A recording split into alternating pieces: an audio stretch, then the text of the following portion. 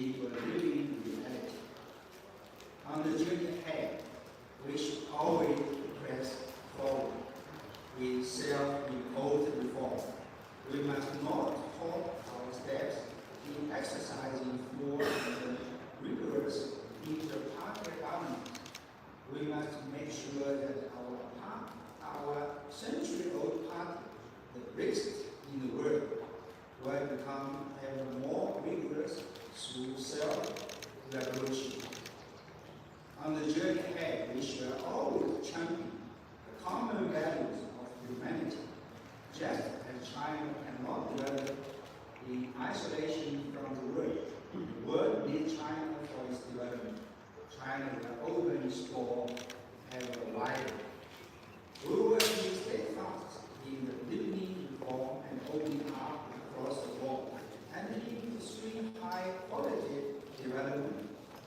A prosperous China will create many more opportunities for the world. We must forge with enterprise and fortitude, and endeavor to create a better future. The Congress further established the core position of General Secretary Xi Jinping in the Central Committee, and the whole party made a solid political foundation for striving for the great success of socialism in Chinese characteristics of new era. Since the 18th CPC National Congress, General Secretary Xi Jinping, with his extraordinary courage in theoretical advancement, outstanding political wisdom, super leadership, and a strong sense of mission, has united and lead all party members and all Chinese people to usher in a new era of socialism with Chinese characteristics. General Secretary Xi Jinping won the support of all party members, the armed force, as well as high praise from the international community. Here I want to say that General Secretary Xi Jinping elected as the General Secretary with 100% vote. General Secretary Xi Jinping has become the core of the Central Committee and the party as a whole. The core position of General Secretary Xi Jinping enjoys validation from long-term practice, from the party's great struggle, and from engagement with the people. His core position represents the core of the time, the choice of history, and the will of the Chinese people. As we move on to a new journey in the new era, General Secretary Xi Jinping will continue to steer the way forward as the core of the Central Committee and the party. This way, the party and the people will have a solid backbone for their struggles in solidarity and a guide for securing great achievement. This way, we will surely be able to write new chapters in developing socialism with Chinese characteristics in the new era, and striving to realize the Chinese dream of the great rejuvenation of the Chinese nation. Second, the most important theoretical outcome is that the Congress elaborated the theory of the Chinese path to modernization, ushering a new frontier in adapting Marxism to the Chinese context and the need of the time. This represents an important development of Xi Jinping's thought on socialism with Chinese characteristics for a new era. The Chinese path to modernization is socialist modernization. Under the CPC leadership, it has the common features of modernization in all countries. It also Chinese characteristics based on our own national conditions. Welcome, Mr. Taxi. There are 5 prominent features. First is modernization of a huge population, the 1.4 billion population. Second is the modernization of common prosperity for all. Third is the modernization of material and cultural asset advancement. Fourth is the modernization of harmony between humanity and nature. Fifth is the modernization of peaceful development. The essential requirement of the Chinese path to modernization are following: upholding the leadership of the Communist Party of China and socialism with Chinese characteristics, pursuing high-quality development, developing whole process people's democracy, enriching the people's cultural life, achieving common prosperity for all, promoting harmony between humanity and nature, building a human community with a shared future, and create a new form of human advancement. The creation and development of the theory of the Chinese path to modernization shows that in order to adhere to and develop Marxism, it is important to achieve integration on two fronts. First, we must integrate it with China's specific realities. We need to base everything we do on actual conditions and focus on solving real problems in our reform, opening up, and socialist modernization endeavors in the new era. In doing so, we should reach conclusions that are compatible with objective laws and provide better guidance for China's practice. Second, we must integrate it with China's fine traditional culture. We must integrate the essence of Marxism with the best of fine traditional Chinese culture and keep enduring Marxist theory with distinctive Chinese features. The CPC will continue to keep advancing theoretical innovation on the basis of practice. We must, first of all, gain a good command of worldview and methodologies of the Xi Jinping thought on socialism with Chinese characteristics for new era, and adhere to and make good use of its stance, viewpoint, and method. To that end, it's important to deliver the 6 months. First, we must put the people first. The people's creative practice are the inexhaustible source of our theoretical innovation. Second, we must maintain self-confidence and stand on our own feet. China's issue must be dealt with Chinese people in light of the Chinese context. Third, we must uphold fundamental principles and break new ground. We should keep pace with the times and adapt to the evolution of the practice. We must use new theories to guide our practice. Fourth, we must adopt a problem-oriented approach. We must be more conscious of problems and keep developing new thinking, new approaches, and new ways to effectively resolve problems. Fifth, we must apply system thinking. We should improve our ability to adopt a strategic perspective and apply a historic, dialectical, and systematic approach to thinking. We should get better at thinking creatively, thinking in terms of the rule of law, and considering worst-case scenarios. Six, we must maintain global vision. We should develop keen insight into the trend of the human development and progress, and respond to the general concern of people of all countries. Third, another important outcome is the Congress adopt the revised Constitution of the Communist Party of China. The main content of the amendment are adding language on the new development of Xi Jinping's thought on socialism with Chinese characteristics for a new year. Adding language on the party's original aspiration and funding mission, as well as the major achievement and the historic experience of the party's century-long struggle, and adjusting and improving the language for the party's growth and the primary stage of socialism.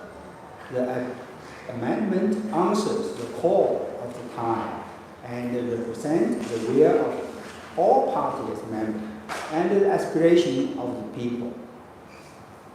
Ladies and gentlemen, friends, from the 18th to 20th CPC National Congress, the decade has witnessed enormous challenges, hard work, and progress for the CPC.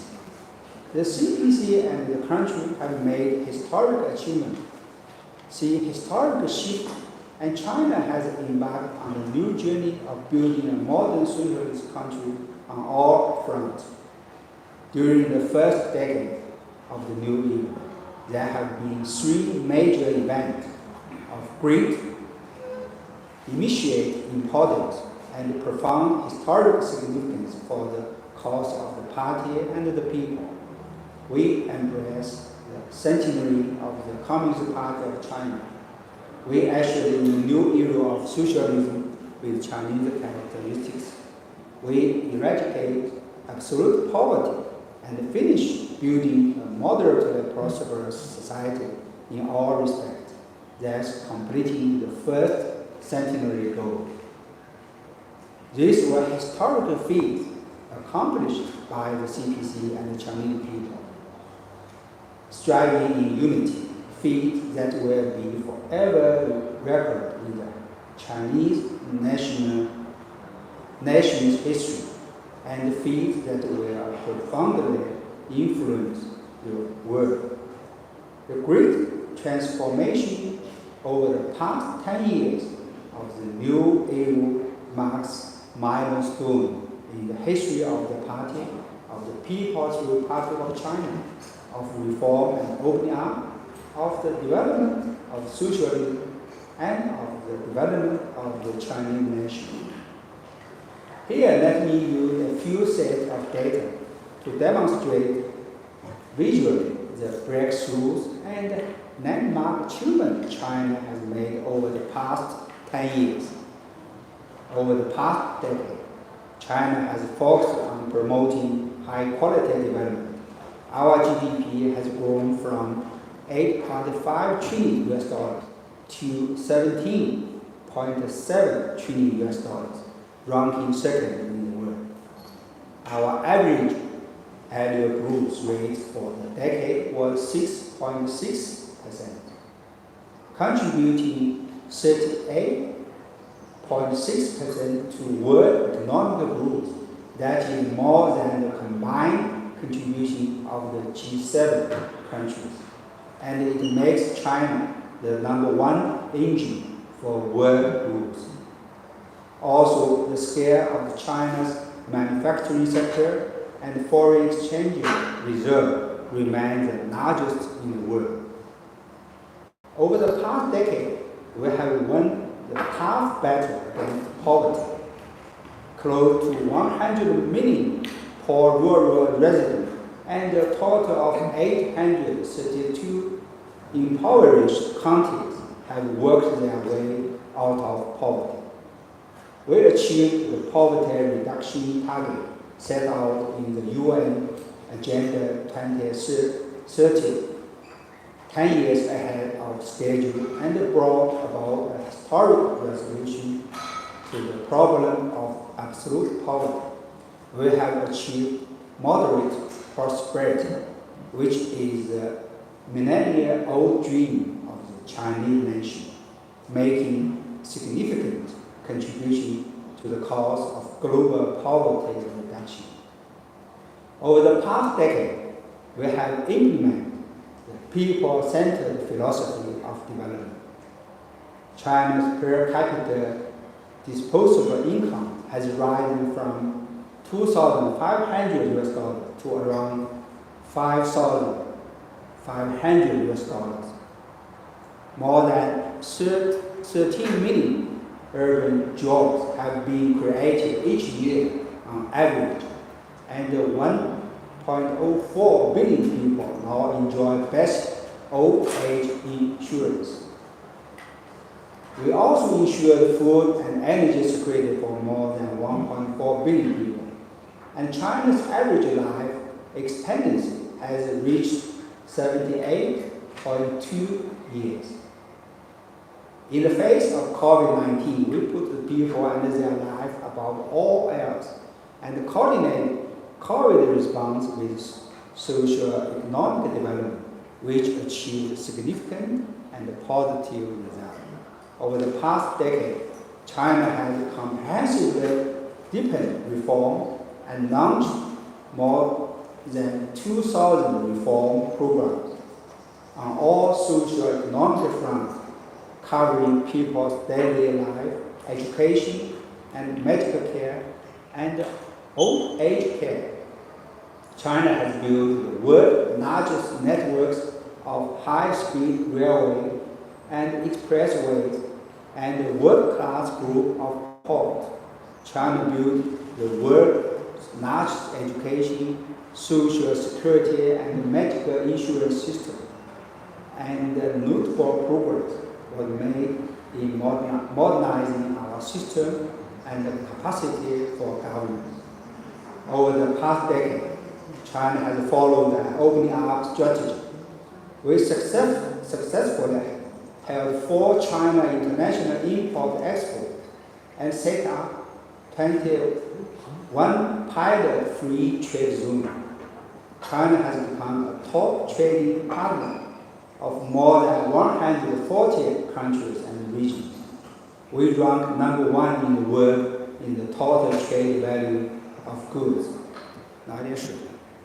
Looking back at the past decade, China emerged from the dangers of sailing in uncharted waters, hardships of climbing steep slopes, and the difficulties of breaking through barriers. Chinese people have come to realize that for the CPC to write those grand chapters in the development of the party and the country in the new year, there is a fundamental reason. The fundamental reason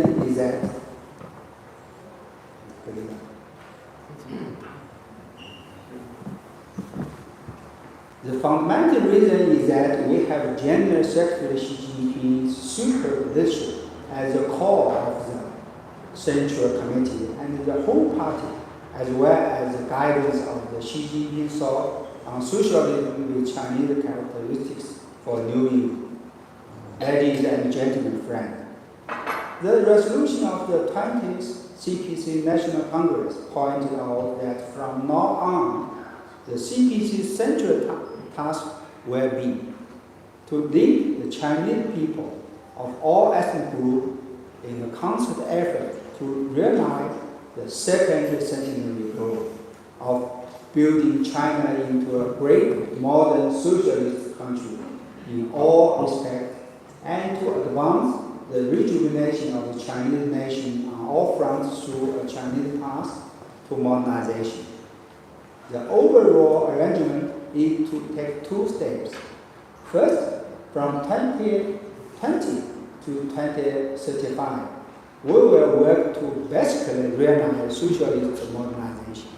Second, from 2035 to the middle of this century, we will work to develop China into a great modern socialist country that is prosperous, strong, democratic, culturally advanced, harmonious, and beautiful. In order to achieve this central task, the 20th CPC National Congress has made a series of strategic plans. These are the major fronts that we will work on along the path towards the central task.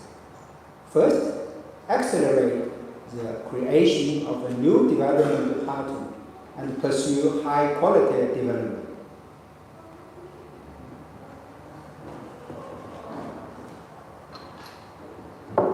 We will work to build a high-standard socialist market economy, modernize the economic and the industrial system, advance rural revitalization across the board, and promote coordinated regional development and high-standard opening up.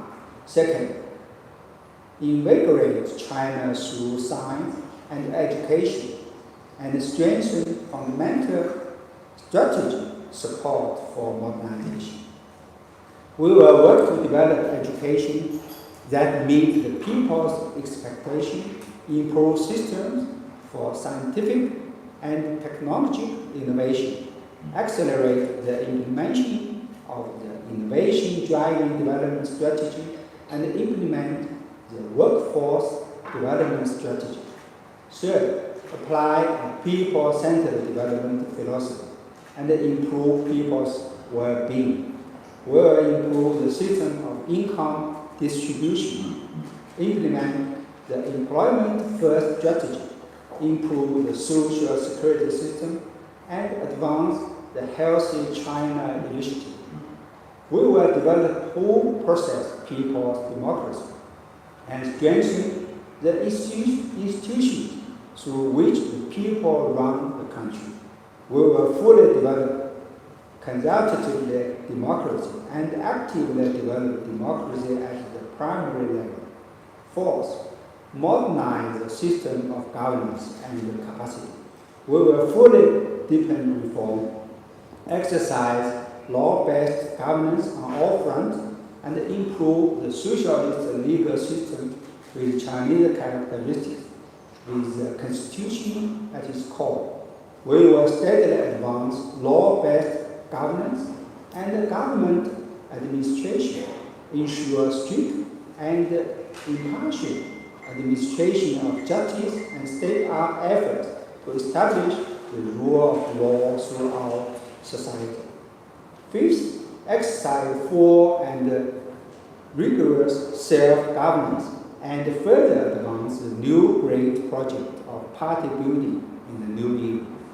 We will resolutely uphold the central committees, centralize, unified leadership, and enhance cohesion, and forge the party soar with Xi Jinping thought on socialism with Chinese characteristics for the new year.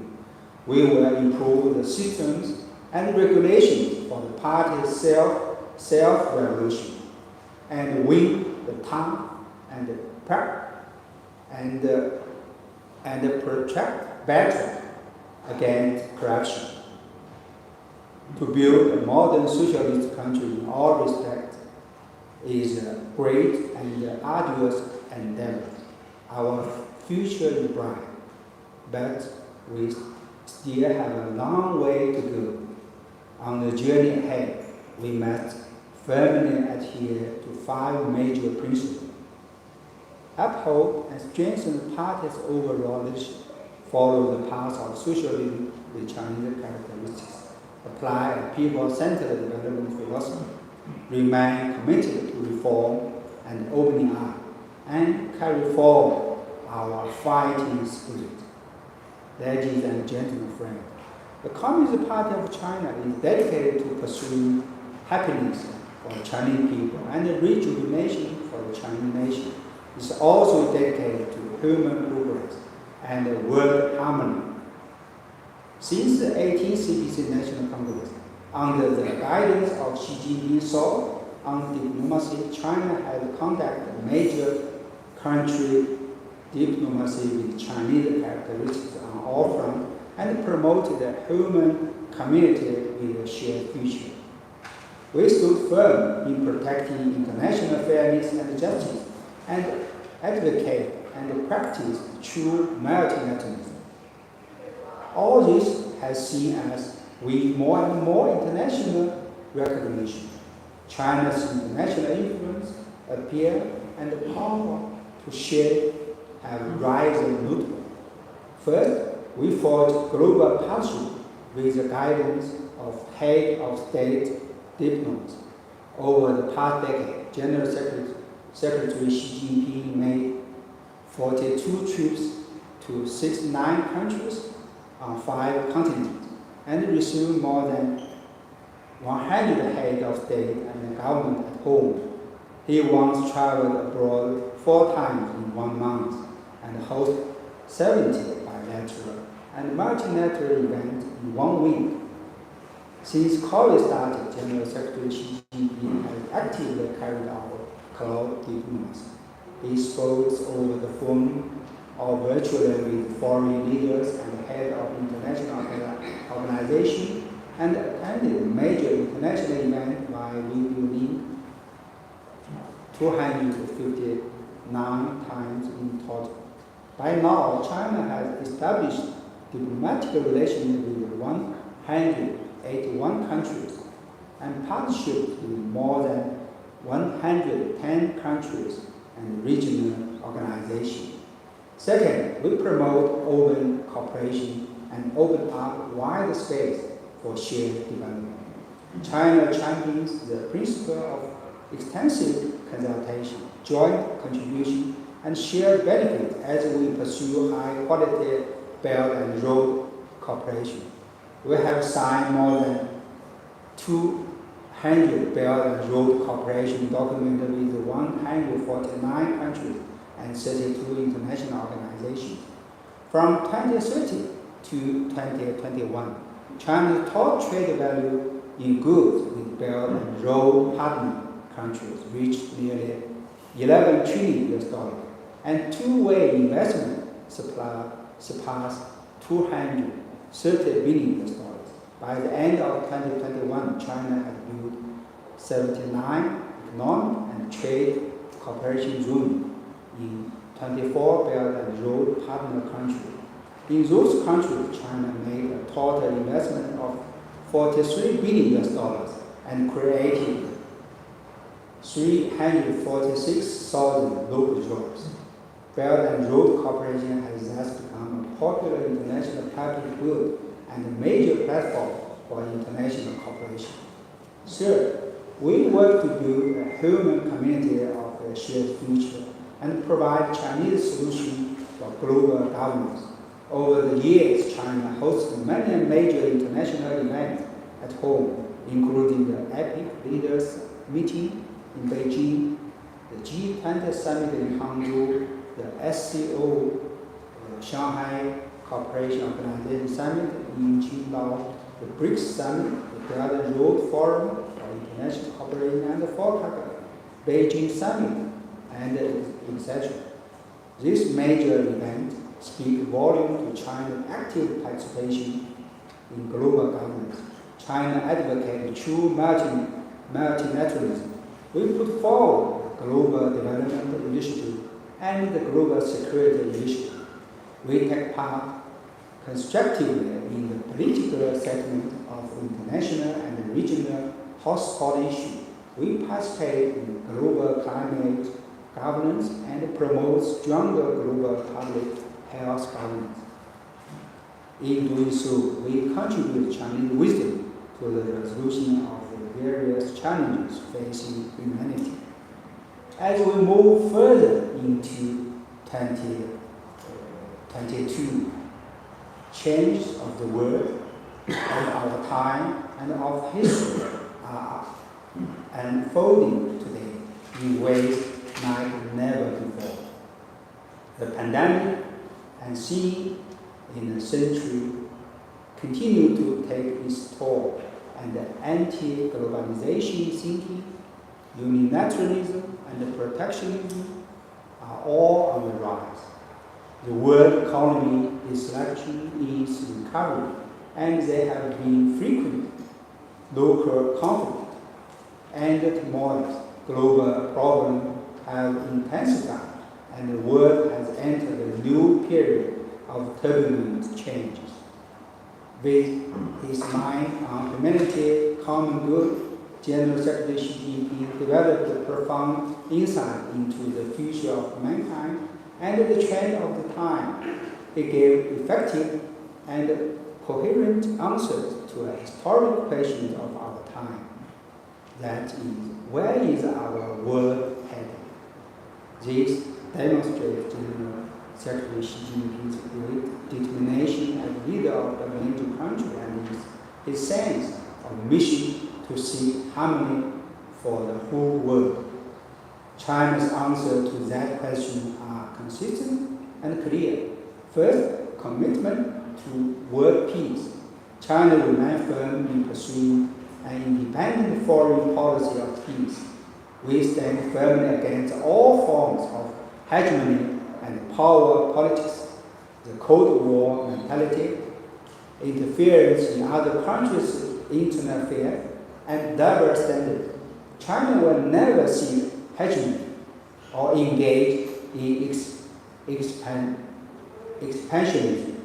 We are committed to promote a new type of international relations and deepening and expanding global partnership based on quality, openness, and cooperation.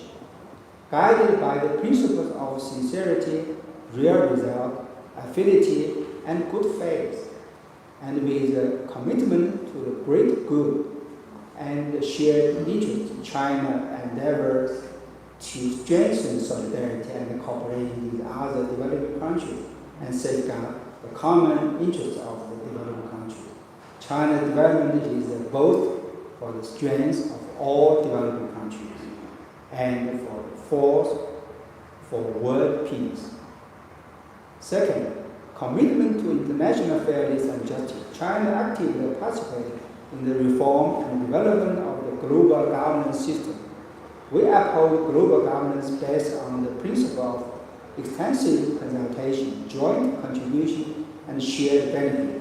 Call for the implementation of the GDI and GSI, and advocate true multilateralism. China will always stand on the side of developing countries and fully support stronger representation and the voice of emerging market and developing countries in global affairs. At the Congress, General Secretary Xi Jinping also sincerely called on all countries in the world to hold their humanity's shared value of peace, development, fairness, justice, democracy, and freedom, to promote mutual understanding and forge closer bonds with other people, and respect the diversities of civilization. He called on countries to allow cultural exchanges to transcend estrangement, mutual learning to transcend clash, and coexistence to transcend feeling of superiority, so that we can join force to meet all types of global challenges. Although this is an era full of challenges, it's also an era brimming with hope. The Chinese people are ready to work hard in hand with people across the world to build a human community with shared future and create an even brighter future for humanity.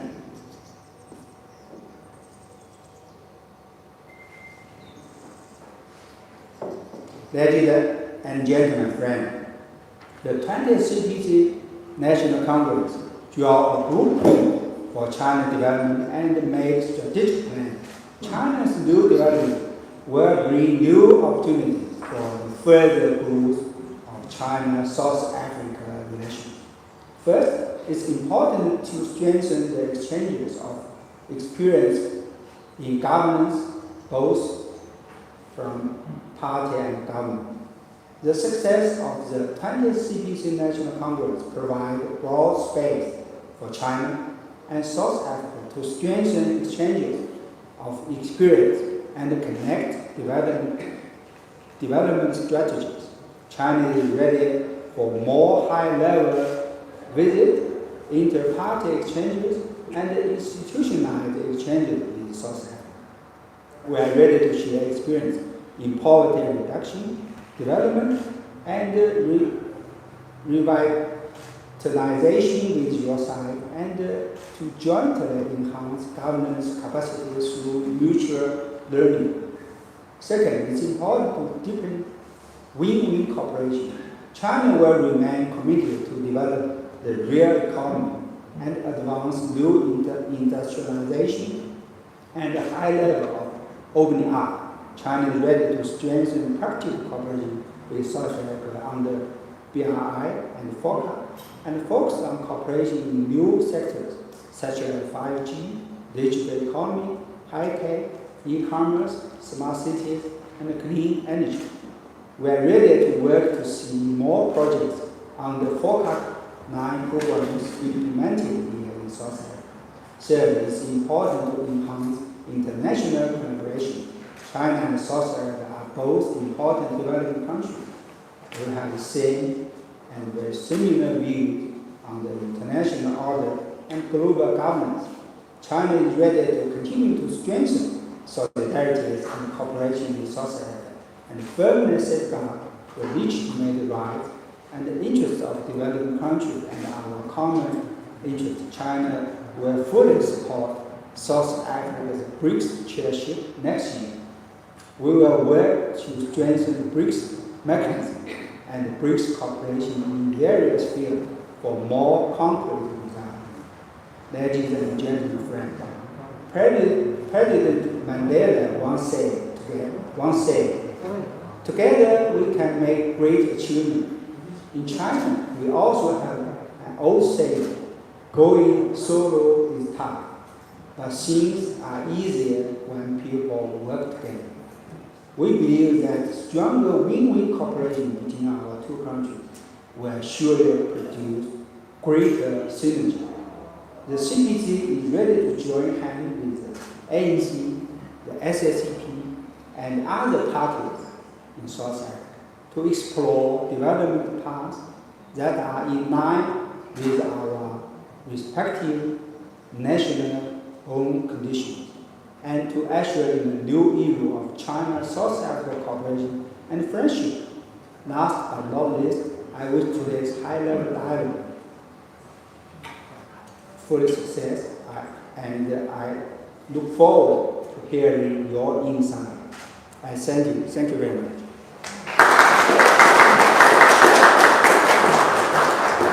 Thank you, Ambassador, for informing and inspiring remarks. Now, the floor to the Honorable Treasurer General Acting Committee of the ANC, Honorable Chief.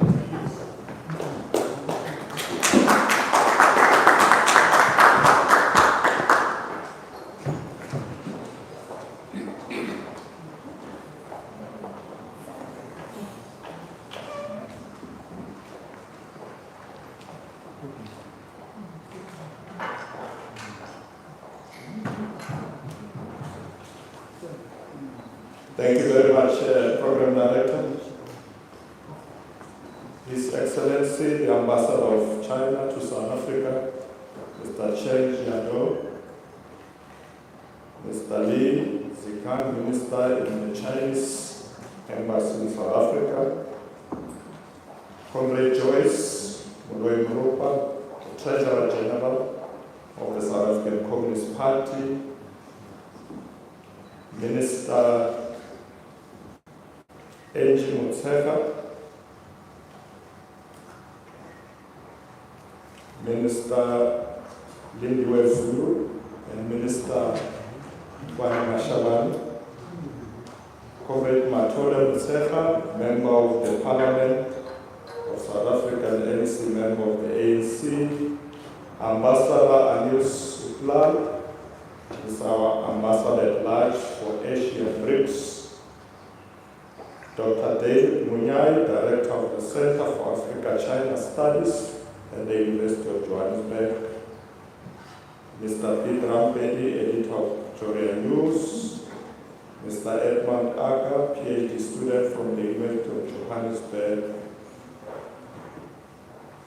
comrades and friends. On behalf of the National Executive Committee of the ANC, Let me begin by congratulating the Communist Party of China, the CCP, for holding a highly successful 20th National Congress. Convened under the broad theme, holding high the great banner of socialism with Chinese characteristics, the Congress sought to usher the CCP and the Chinese people onto a new journey. This is a journey towards the second centenary goal of building China into a great modern socialist country in all respects, and to advance the rejuvenation of the Chinese nation on all fronts through a Chinese path to modernization. Over the years, the Communist Party of China has occupied a special pride of place as a progressive force for good, a defender of global peace and development, as well as a proponent of the preservation of a fair, just, and more humane world order. Guided by the principles of sincerity, real results, affinity, and good faith coupled with a commitment to the greater good and shared interests, China, under the leadership of the CCP, has always endeavored to strengthen solidarity and cooperation with the developing world. It has also acted to safeguard the common interests of the developing world. This approach, which prioritizes partnership, friendship, and cooperation in the place of seeking hegemony or engaging in expansionism, has endeared China in many within the developing world, including in our own country, South Africa. We also take this opportunity to congratulate the newly elected General Secretary of the Communist Party of China, President Xi Jinping.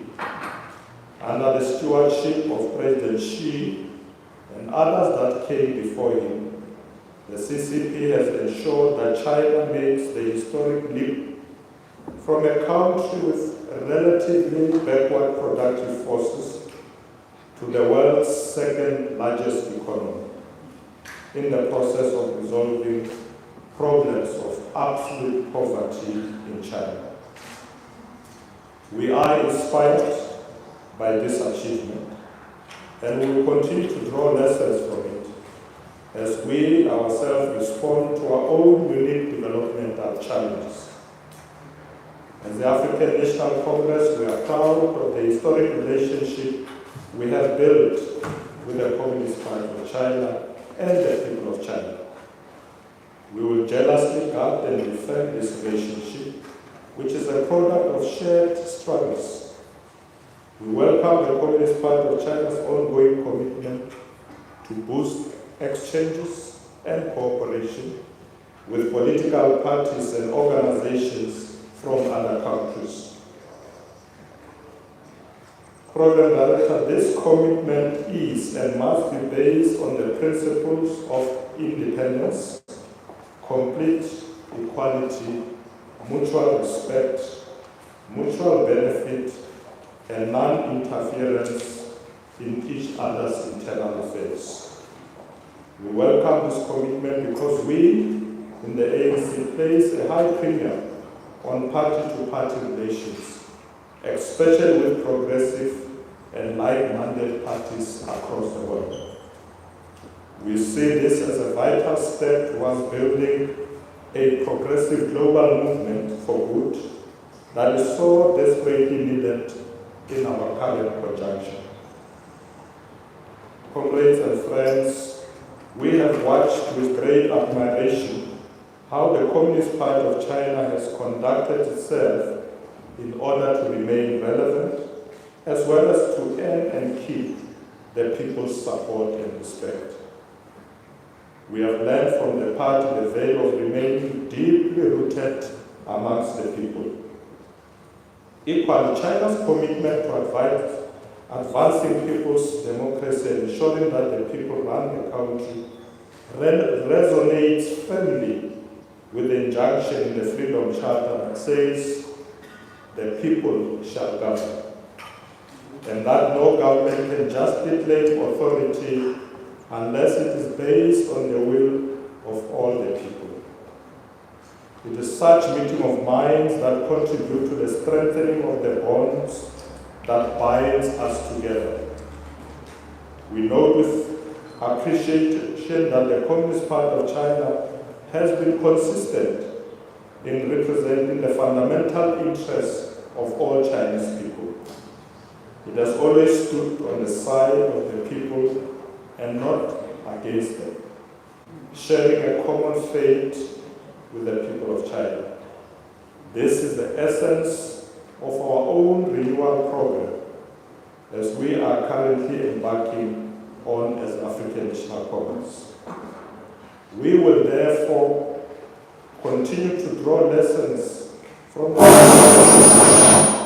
CCP and its leadership as we ourselves rejuvenate, unite, and renew the African National Congress.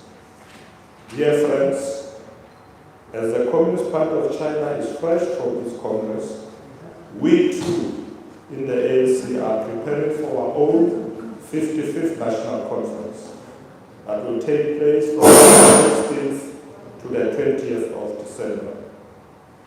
Like the CCP, we will use the occasion of our 55th National Conference to reflect on progress made in delivering our historic mission of ensuring total liberation of the people of South Africa. We will take time to assess the implementation of the resolutions of our 54th National Conference, adopt policies for the next 5 years, and also elect a new National Executive Committee. As we engage on this important process, we do so galvanized by the overwhelming success of the 20th Congress of the CCP. We march into this process armed with valuable lessons from the party's Congress. Accordingly, we have no doubt that at the end of our own conference, we will emerge with renewed hope for the future of our movement and our country. We will also emerge with a clear program of how to respond adequately and urgently and assertively to the daily challenges confronting our people. These include dealing with the challenges of unemployment, reduction of poverty, dealing with crime, gender-based violence and femicide, dealing fairly with corruption, promoting social cohesion, dealing with racism, dealing with the challenges of energy, rising costs of living, and also advancing quality education and health systems for our people. Like the CCP, we too hope to emerge from our conference with the ANC that will continue to stay true to its fundamental purpose of serving the people wholeheartedly. This is an ANC that maintains a people-centered mindset, an ANC that acts for the people and relies on the people in everything it does, an ANC that maintains a close bond with the people and accepts their criticism and oversight. In conclusion, Program Director, may the bonds of friendship and solidarity between the Communist Party of China and the ANC on the one hand, and those between the people of South Africa and the people of China on the other hand, grow from strength to strength. Thank you very much for this opportunity. Thank you, Comrade Kiki, for the warm and thought-provoking remarks. We cannot agree with you more.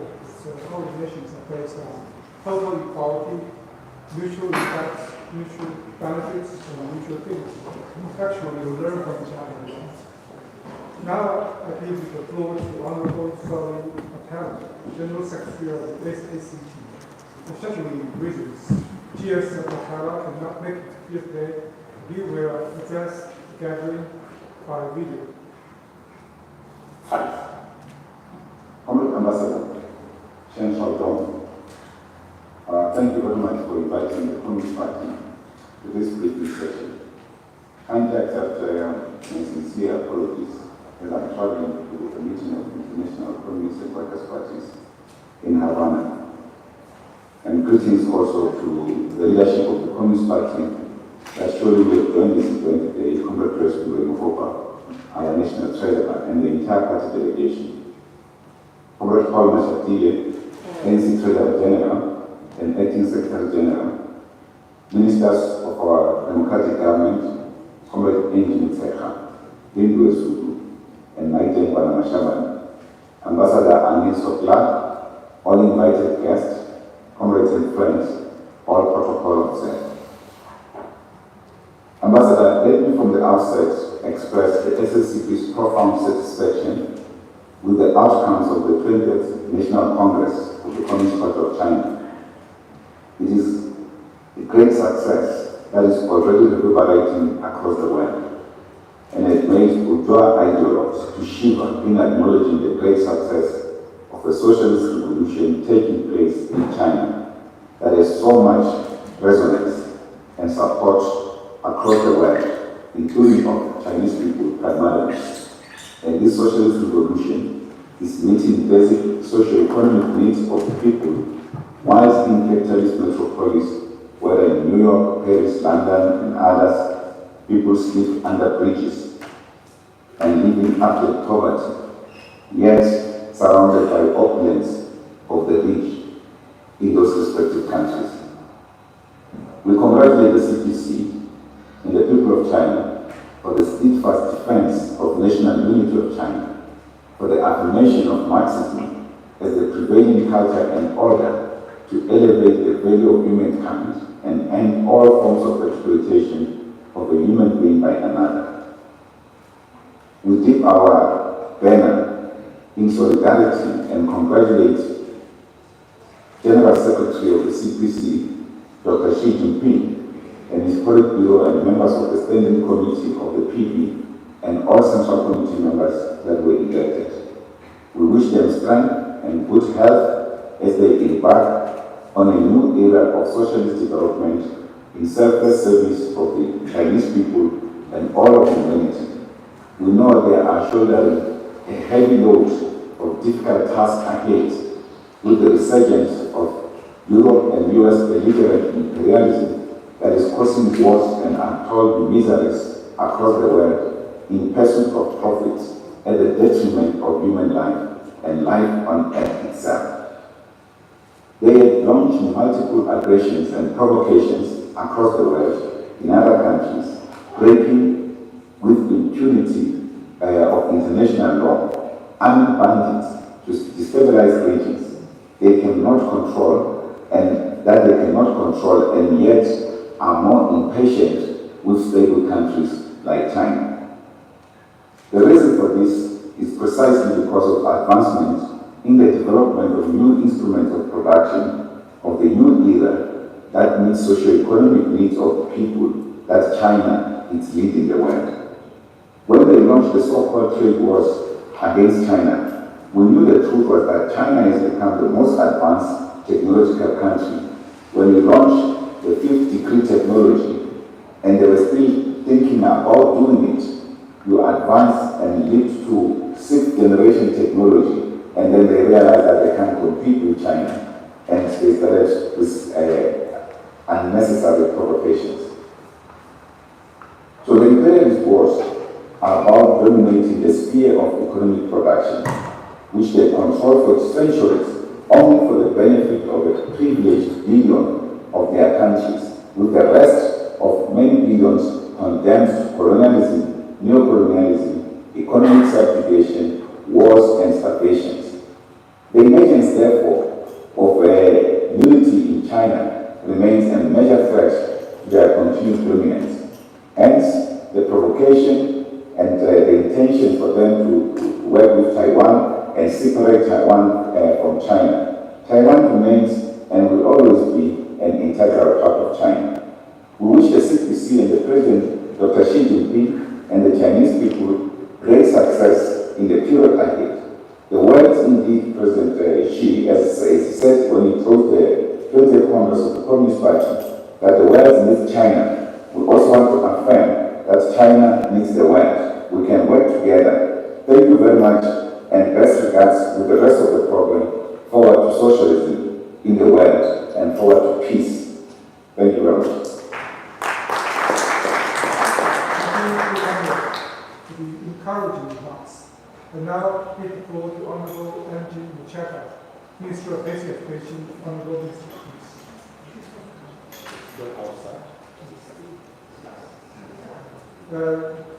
Thank you, Minister. Honorable Minister, I now give the floor to the Honorable Minister Matt Nkona Machapari, Minister of the Presidency for Women, Youth and Persons with Disabilities. Honorable Minister, please.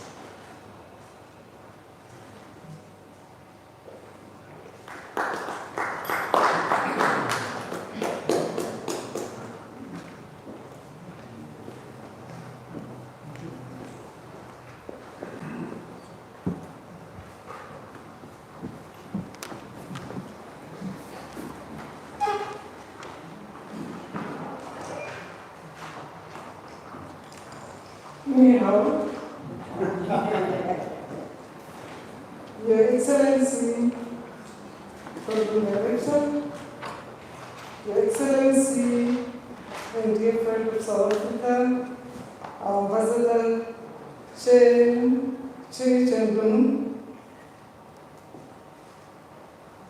my colleagues, and before I do acknowledge my colleagues, let me acknowledge the leader of our delegation, our Treasurer General and our acting Secretary General, Paul Mashatile, His Excellency. Acknowledge colleague, Minister of Social Development, South Africa, Lindiwe Zulu.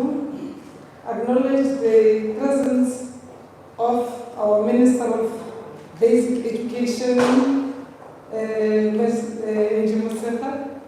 acknowledge our stalwart, Ndate Mutsefa, who is also a member of the NEC. Acknowledge the presence of our ambassador at large, Ambassador Suplan, and all other invited guests.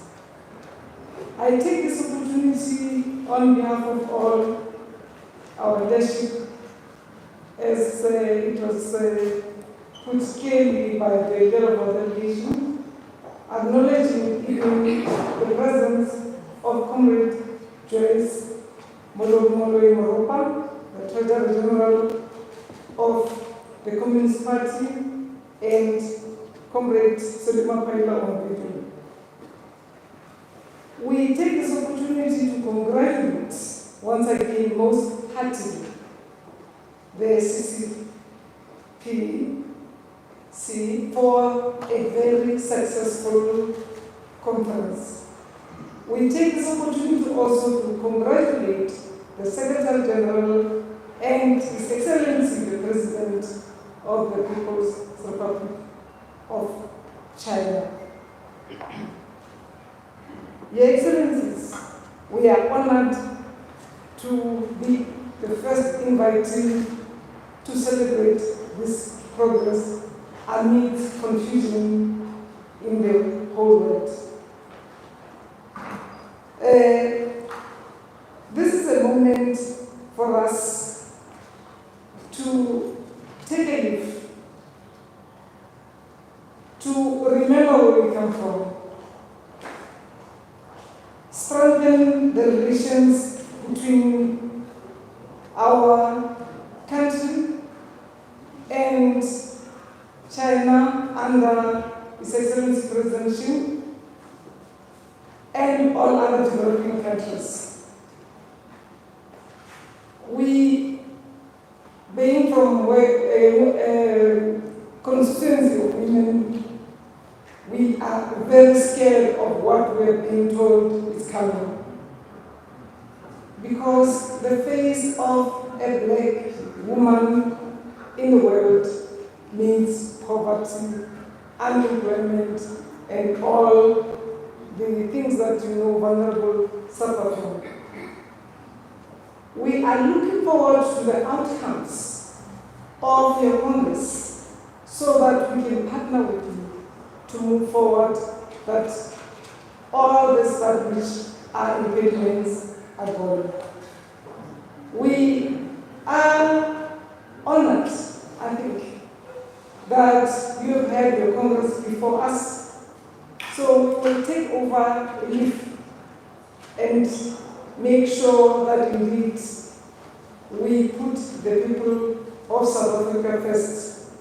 And I think our leader of the delegation has put this quite upfront.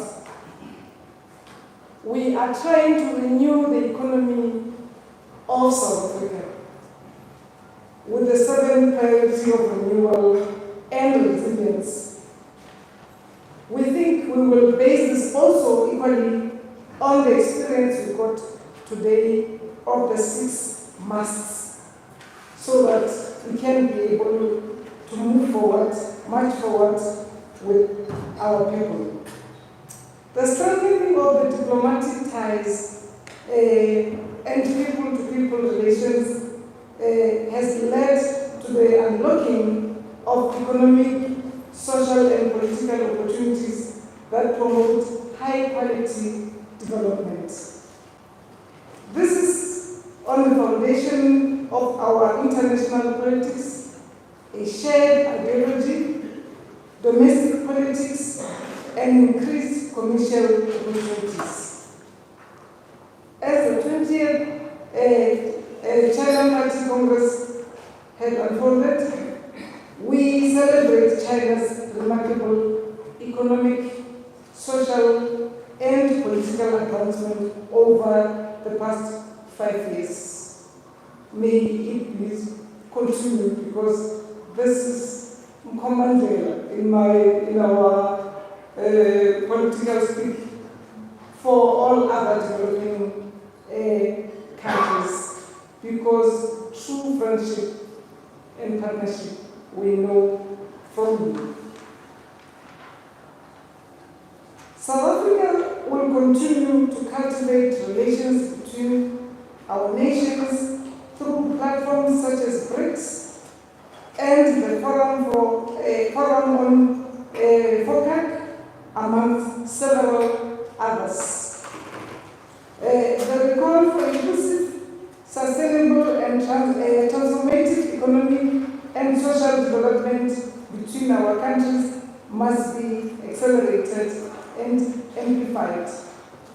Distinguished guests, the All China Women's Federation revealed here in South Africa in the past decades that there is improved protection of women as legitimate rights and interests.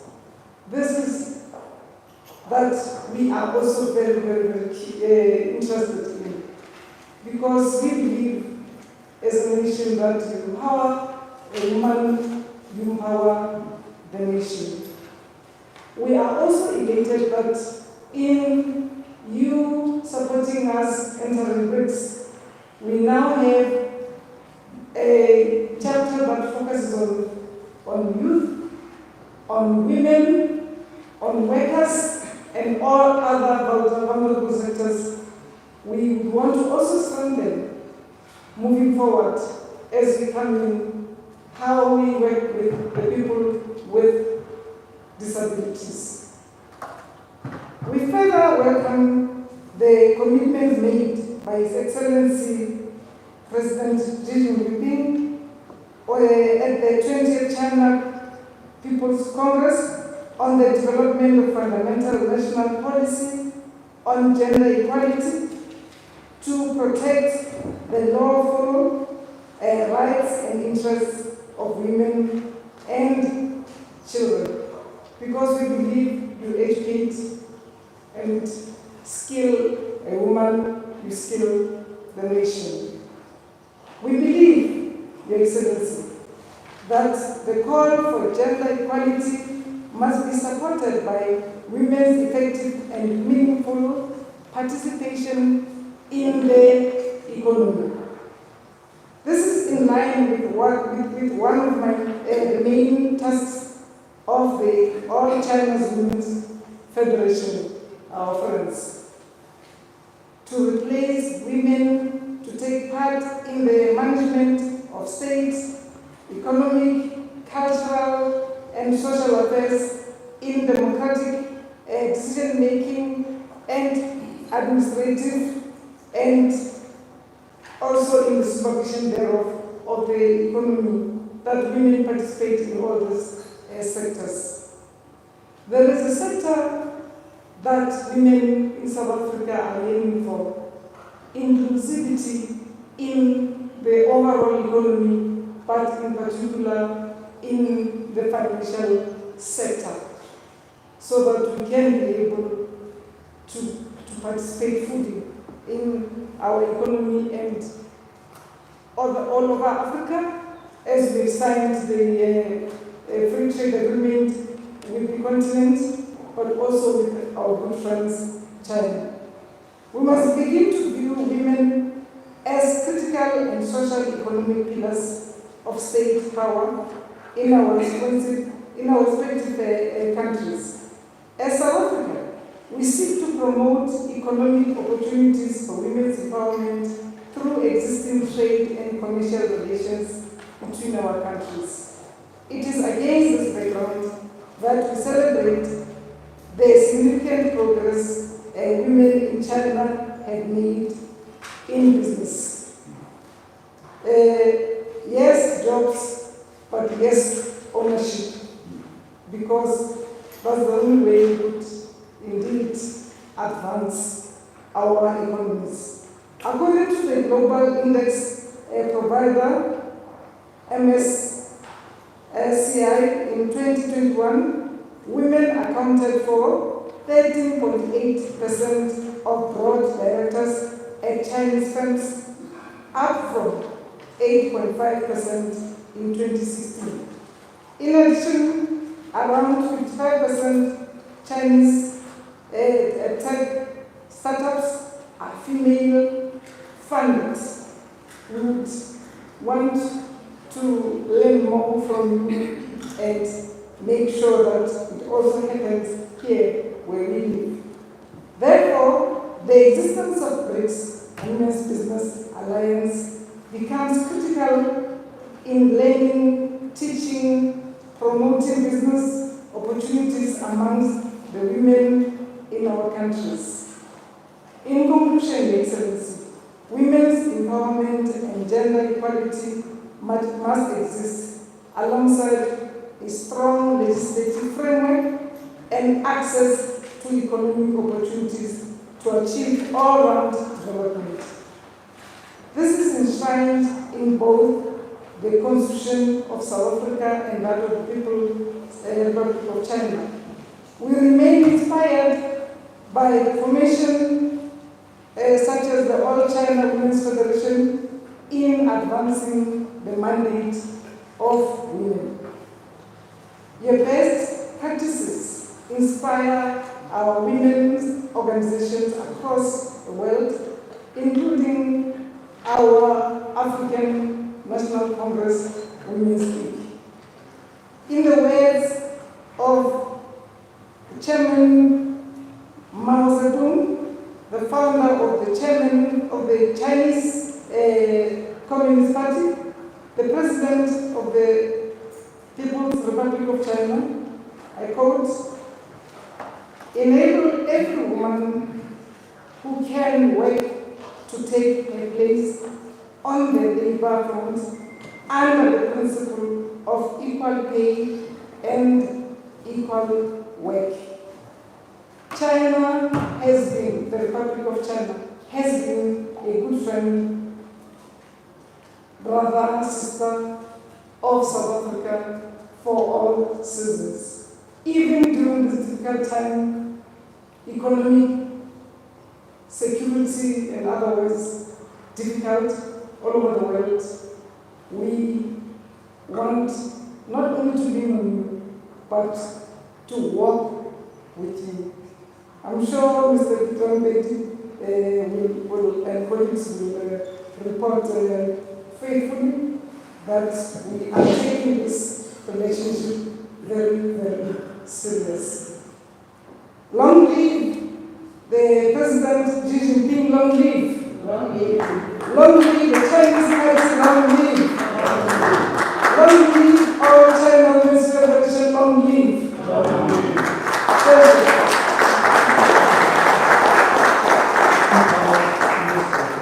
Warm remarks.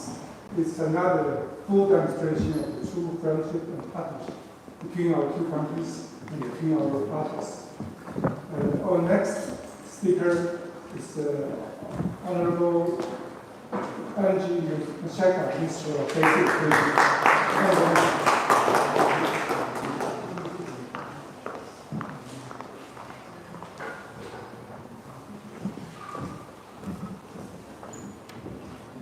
Thank you very much, Program Director. Let me acknowledge the Ambassador of the People's Republic of China to South Africa, His Excellency Mr. Shen Xiaodong. Also acknowledge Comrade Paul Mashatile, the Treasurer General of the ANC and the Acting SG. Acknowledge my colleagues from Cabinet, Minister Zulu and Minister Mashabani. Also acknowledge our Ambassador and Minister. Acknowledge the leadership of the Communist Party, Joyce, and also the SG in his absence. Acknowledge the Director of the Cultural Heritage Institute, the Prince. All the guests that are invited here, representatives from the academia and sister departments, our distinguished guests and members of the media. Program Director, indeed I feel quite honored to have been given the opportunity to speak at this special event, the high-level dialogue on occasion to mark the 20th National Congress of the Communist Party of China. It is indeed a historical moment that we meet here to pay tribute to the Communist Party of China founded in 1921. In his report to the 20th National Congress held last month, His Excellency Xi Jinping re-emphasized the central role of the Communist Party, and I quote, he said, "It is imperative that all of us in the party never forget our original aspiration and founding mission, that we always stay modest, prudent, and hardworking, and that we have the courage and ability to carry on our fight for socialism and Chinese capitalism." And indeed, the party has continued its vanguard role as a true and reliable repository of the dreams and aspirations of the working class at home and abroad. And the party has dedicated itself, I quote again, achieving lasting greatness for the Chinese nation and committing itself to the noble cause of peace and development for humanity. Your Excellency, I'd like to extend our heartfelt congratulations just to join also the leader of our delegation, the Comrade Paul Mashatile, that we'd like to extend our heartfelt congratulations to the People's Republic of China in recognition of the successful 28th National Congress of the Communist Party of China. The modern state of China, which was founded in 1949, has been a friend of South Africa for the longest of time. For many years, during the apartheid struggle, the Communist Party of China supported the struggle for freedom in ways and deeds. Thus, some of our finest revolutionaries, such as Comrade Andrew Lange and Comrade Rain Shaba were trained militarily and in the strategy and tactics of the revolution in China.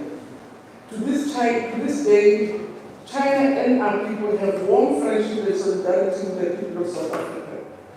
So, Your Excellency, it is recorded also in our history that in October 1992, our revered statesman, former President Nelson Mandela, paid a visit to China as the ANC president then, and was accorded the same high-level reception as head of state. In May 1999, before he left office, again former President Mandela paid the second visit to China, this time as a head of state. As we both know, the Republic of South Africa signed full diplomatic relations with the People's Republic of China in 1998. So our diplomatic relations transcend the official norm that we have extended to people's relationship.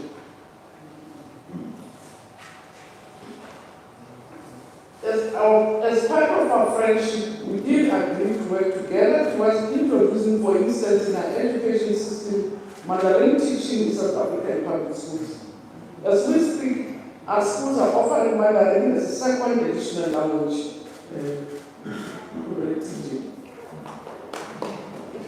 I have personally witnessed the commitment of the people of China to the advancement of the development of the goals of this country as a research-based education.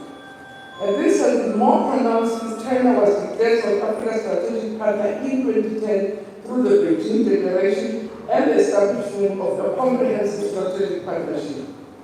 In response to the strategic mandate, South Africa and China signed a memorandum of understanding and cooperation in the field of education, of basic education in 2013 in Pretoria. This was followed by the signing of an implementation plan on the memorandum of understanding in 2014 in Beijing. Through the cooperation agreement, we did commit ourselves to forging mutual technical cooperation in the fields of basic education, particularly in critical areas such as math, science, and technology. And this has been going on through different exchanges. Some have led delegations, but some have been led by my colleagues.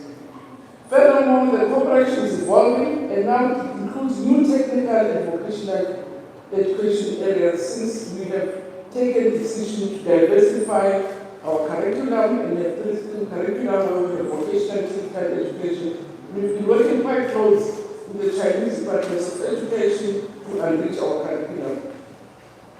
Through the Embassy of China in South Africa, the relationship between basic education and the Ministry of Education in China has been steady and growing strong. Through this partnership, several South African schools have engaged in twinning programs with Chinese schools using Confucius institutes that are in South Africa. Further to this, South Africa has Confucius institutes situated at the Durban University of Technology, Rhodes University, University of Johannesburg, University of Cape Town, and Stellenbosch University.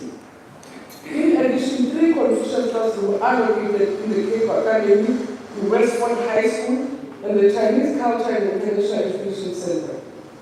We have also witnessed China's significantly heightened and international contribution to the South African basic education sector, and this includes China's investment in the promotion of access to the Mandarin language, teaching in our schools. They've provided us with textbooks, teachers.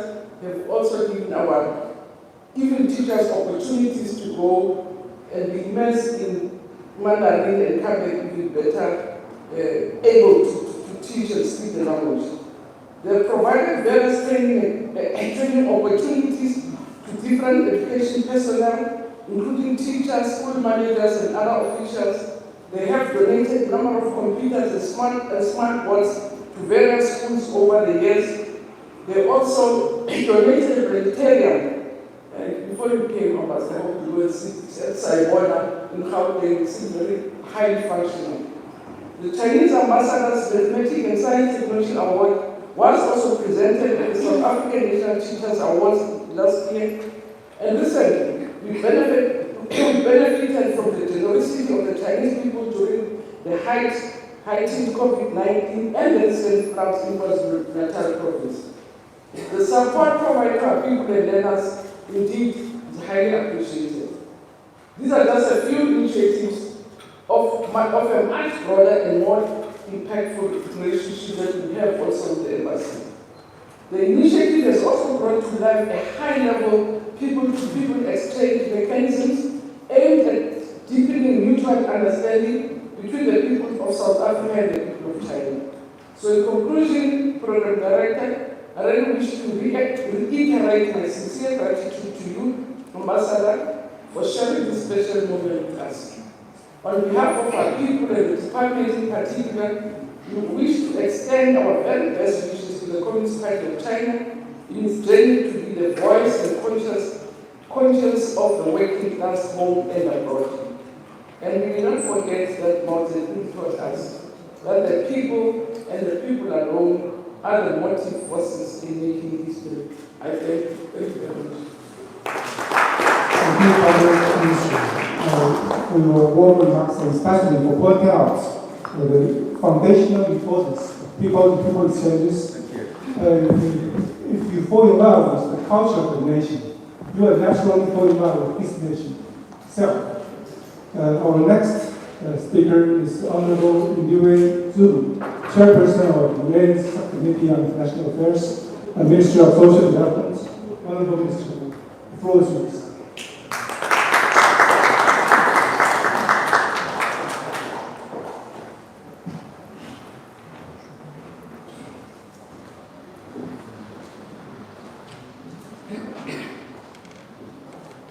Thank you very much, Program Director. Our salutations has already been done, Ambassador. Thank you for this opportunity. To my colleagues also who have spoken, I think you're taking everything I was supposed to say to you. Thank you very much. Also to Comrade Paul, our TG, our everything right now, until the conference. He's carrying a whole lot of work that he needs to do, and his team. Also, I'd like to thank Comrade Joyce that you are here, as well as Comrade Sonia was saying he's lucky he's going to Cuba. But I'm grateful that he was able to comment. Ambassador Sundai, I was just about to say Comrade Sundai, but it's good to see you here and being Ambassador at large, and I'm hoping that everyone understands what is the role of an ambassador at large. All other invited guests, David, it's always a pleasure to see you here. Before I start, Ambassador, I would like to indicate that as I was sitting there listening to the previous speakers, I thought the thinking, the messaging, and everything that was said must be taken also out to the people. Because we are here as people who occupy offices, and we deal with the issues of our relationship with China almost on day-to-day basis.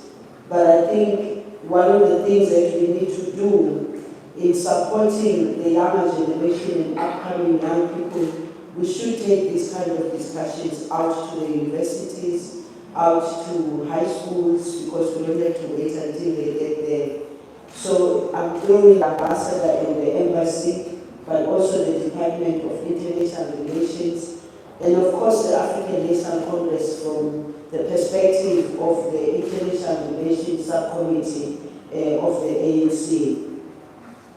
I'm also making this suggestion, Ambassador, because we all come from the same approach of our leadership of the African National Congress in many years, introducing us to such platforms when we were much younger and exposing us to such opportunities when we were much younger, because I believe that building a nation and building people, you don't start only when people are at university. We have to pull them in at good times so that they begin to absorb and appreciate and understand, for instance, this very relationship that we are celebrating here, the relationship between the African National Congress and the Communist Party of China, but also the relationship of government, that is government-to-government relations. And it is the young people who are going to be able to take this forward. And therefore my suggestion is that we need to introduce them not too late. And the other reason why I thought it would be important for me to start from that point of view is the fact that from the African National Congress point, our comrades have been traveling for training programs in China, particularly the National Executive Committee members, and that program was disturbed by COVID-19, and I'm hoping that, Ambassador, that program will be brought back. And again, as I talk about that program of the leadership of the National Executive Committee, we need to also strengthen that program from the point of view of the Youth League as well as the Women's League. And from the Women's League point of view, it would be an important element to increase the number of women through the ANC Women's League, and in particular young women, to go to these programs. And I'm not excluding the young men, because the world we built is a world made up of women and men, and therefore my first call really is for us to resuscitate the programs that we have with the Communist Party of China, but also with the government. I also would like to thank you, Ambassador, for giving us that complete briefing, especially because we are preparing for our own Congress, our own conference of the African National Congress. And I was already saying to Comrade Paul, there's a few lessons that we can learn here and a few points of doing things, and I was seeing the way the presentation was done, and I was saying this technology now, we can learn the lessons, and we can also be sharp in thinking about the fact that the resolutions of the conference were already shown up there during the conference in time, and also the focus of the Congress is a lesson for us as the African National Congress. And so, as we today join you as comrades in arms to congratulate all the elected members of the Standing Committee of the Politburo of the CPC Central Committee under the leadership of General Secretary and Comrade Xi Jinping. Our due congratulations go to the comrades who were elected and appointed in the relevant structures coming out of the 20th National Congress of the CPC. In our earlier conversation with the ambassador, he was also talking to us about the young people who have been elected, and also it's a lesson for us as the African National Congress also to say, how do we prepare ourselves in ensuring that when we have our own conferences, we have less of troubles and pulling and pushing. We have properly planned an elective process, and a process that does not divide the African National Congress. And again, I think we have lots of lessons to learn from the CPC. While on the one hand, in the year 2022 marks the 20th National Congress of the CPC. On the other, it signals the 55th National Conference of the African National Congress, as Comrade Paul indicated earlier on. These two major processes mark our shared commitment to, one, jointly deepen the bilateral relations between our countries; two, improve governance experience for our governments; three, pursue high-quality development and common prosperity for the people of our respective society; and four, practically realize the well-being of the people and raise the quality of their lives. Earlier on, when the ambassador was speaking, the ambassador kept making reference to the CPC's focus on the people at the center of it all. it is about the state of the people and improving the state of the people. And the ambassador also spoke to the Chinese modernization and the 5 prominent points that they will focus on in terms of ensuring that they're building common prosperity and the essential requirements that ambassador spoke to. I was already thinking in my head that as we are also preparing for our own national congress of the ANC, we need to be very focused and not be wanting to do everything, and be able to be focused in such a way that we focus on the things that really matter and truly matter for our people. Among the key reflections that comes directly from the report of the 20th National Congress of the Communist Party of China, and that bears particular relevance to the renewal program of the African National Congress, is part of the report reads as follows, and I quote, "Self-reform is a journey to which there is no end. We must never slacken our efforts and never allow ourselves to become weary and be beaten." For me, this is really critical, particularly because when we look at ourselves as the South Africans, not just the African National Congress as a party, as we look at ourselves as a nation, there are times when I feel we slacken down. There are times when I also feel that we become weary and beaten. We cannot afford to be weary and beaten because the people of South Africa expect us to lead. And therefore the lessons that we have to learn from the Congress must be something that we are able to take through and make sure that we share in the vision of the 20th National Congress laid out pursuant of the realization of a modern socialist Chinese society in all respects. Today is the juncture in the history of humanity where we bear witness to the deepening of the role of a truly global leader in the promotion of world peace and development and the building of human community around the shared future. And I think the ambassador went into depth in describing China's own approach to peace, security, and stability for the entire world. Through our bilateral relations, as all the multilateral forums that we share in, we will urge for humanity's shared development, collective safety, and stability. For this reason, we support the efforts that are intended at safeguarding China's state power, system, and ideology. We will agree that insecurity anywhere leads to the reversal of development, and in the same manner, threats to China's security, sovereignty, and territorial integrity will retard China's progress to becoming a modern socialist society in all respects. The People's Republic of China, its people, and the people are the People's Republic of China. Today, this symbiosis is a lived reality owing to the relentless efforts and leadership of the Chinese Communist Party. Not only did the Communist Party of China do in naming the country's People's Republic of China, principally this was realized through bringing benefits to the people and thereby positively impacting their lives.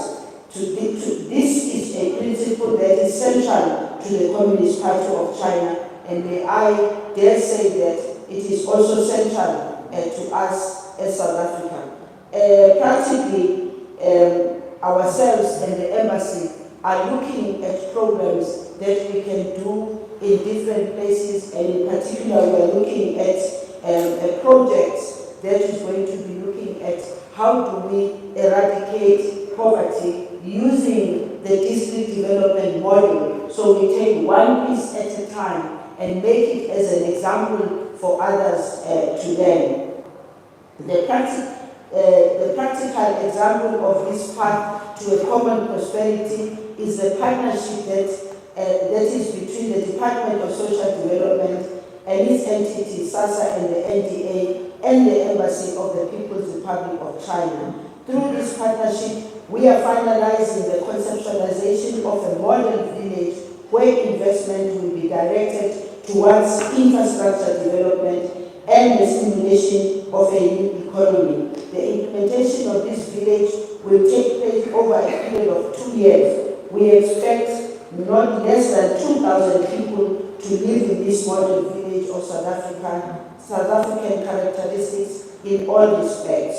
Ongoing investment will be directed towards economic activities, including the vocational needs of the village residents, for example, skills development. On the basis of the outcomes of this pilot village, it will be perfected and replicated in other parts of the country to particularly respond to the challenges of South Africans. We note the Communist Party of China's commitment to promote a new type of international relations and deepen and expanding global partnership is that are based on equality, openness, cooperation, and the need to broaden convergence of interest with South Africa. As one of the instances of translating this commitment into tangible outcomes, we will be encouraging the intensification of people-to-people initiatives that will take advantage of China's opening up of the youth to acquire postgraduate education and work exposure opportunities. For this reason, that youth and women in most communities throughout the country are particularly faced with all prospects of poverty, unemployment, and inequality, as Mr. Maitengwana Mashabana indicated earlier on.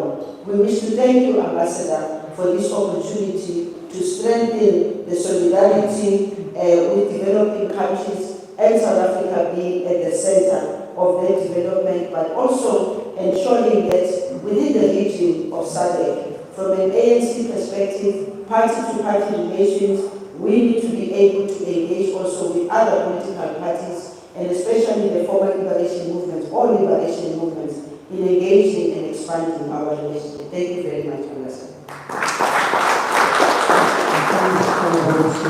I will give you for more remarks and reflections upon the relations between our two countries, two parties.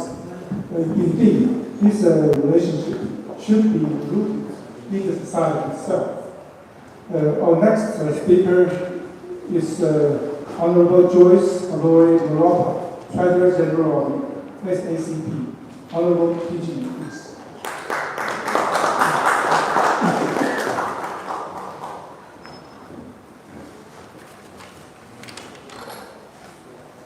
Thank you very much, Program Director, Committee, Zinka, thanks a lot for this opportunity. And greetings to Committee Ambassador and Comrade Chen General, Comrade Paul Mashatile, who is the Treasurer General of the African National Congress, together with the ANC members that are with you. And we are also preparing the Office of the Secretary General, a huge task indeed. All the NCs that are in cabinet, Comrade NG, Matuel Mutsefa, Comrade Maite Mashaba, Comrade Maite Bwana Mashaba, Comrade Lingwe Zulu, and our leader, Comrade Matuel Mutsefa. The professionals in various institutions, together with yourself, Comrade Ambassador Sakora, I am greeting you all. Everyone else who has joined this important high-level dialogue, who's with us here together with the journalists that we want to greet you and thank you. Thank you, Ambassador, for creating this occasion.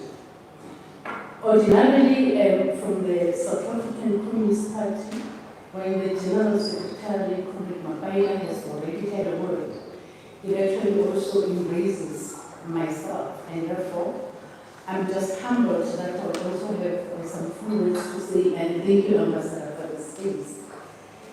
In these few words, after all has been said, very important and significant, let me say the 20th National Congress CPC was significant in reasserting the hope and the centrality for the triumph of socialism in the 21st century and even beyond. Normally people think that socialism is something that won't happen, but we thank Chinese strength because from time to time we realize that socialism can actually impact quite positively and can change the world's landscape. And that's intelligence of the world.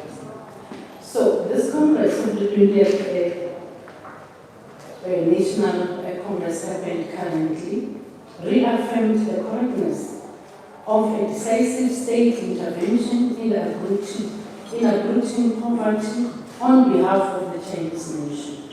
We know, Community Ambassador, that China has so many people. And if poverty can hit China, imagine what would happen to the world. But China is able to uproot poverty, it's able to feed its people, and therefore China is leading, and therefore we appreciate it. This is demonstrated by China's success in uprooting millions and millions of people out of poverty. And again, the significance of a digital connectivity of about 1.4 billion citizens, indisputable facts, of course, confirmed even by the relevant United Nations agencies. They actually say this is excellent in various ways. You can hear how it's being said. This Congress, the Congress that took place quite recently, resolved to place science and technology at the center of all efforts towards China's new path for quality development. That's very, very important. It actually shows how China leads. Besides science and technology, there is no way that we can impact positively. I won't say much, Community Ambassador, but finally again, it was about the centrality of a strong party leadership, party loyalty, discipline, and meritocracy. That's very important. People have to respect you if you are holding the position of power, leadership, and if you are actually embracing and you are actually leading their lives. And therefore this is very important, and that kind of leadership. So China as an economic powerhouse in the globe gives us hope that the economic world order may present a different shape in future, with socialism taking a central stage. We're looking forward to that. We're believers of socialism, and we think not capitalism, but socialism will liberate our people. And therefore, as believers of socialism, China should lead this road and we realize that powerhouse can actually change the landscape of the world. All remains possible with the economic strength and the internal capacity sufficiently created by the leadership of China. We wish China even more strength and greater capacity to lead the global economy under the capable leadership of a newly elected CPC General Secretary Xi Jinping, together with his leadership collective. We trust them to do wonders. They've already done a lot. And therefore, with this new leadership, innovated, ready to start another era, we wish them all the best, and we believe they will actually do wonders in leading not only China but the world. In conclusion, I would like to emphasize and appreciate the fact that the CPC has become an important example for countries around the world to learn about the state governance as well as improving people's well-being and promoting people-centered development. So in other words, China puts people first. That's very important. Because they will have confidence in the leadership, they will support the leadership, and they will understand the road and the path that the leadership is actually driving. Ambassador, the other thing that you've done, you've actually been assisted us to see one another. I haven't seen my country for a very long time. So it was uniting, effective for us, while we were also providing us feedback and actually briefing us about how the Congress will. Thank you for this opportunity as well. Thanks to the Chinese Embassy, Comrade Lee, the Minister, for organizing this dialogue, working with the ambassador.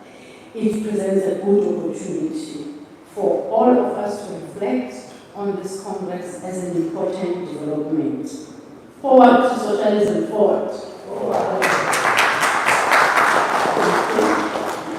Thank you, dear comrades, for your remarks, for sharing with us your confidence in the successful future of socialism.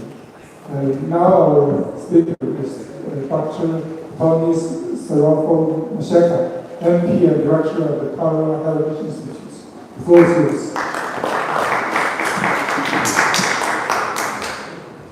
Your Excellency, Ambassador Shane Brown, Acting Secretary General Comrade Paul Nashatide, Ambassador Suklan,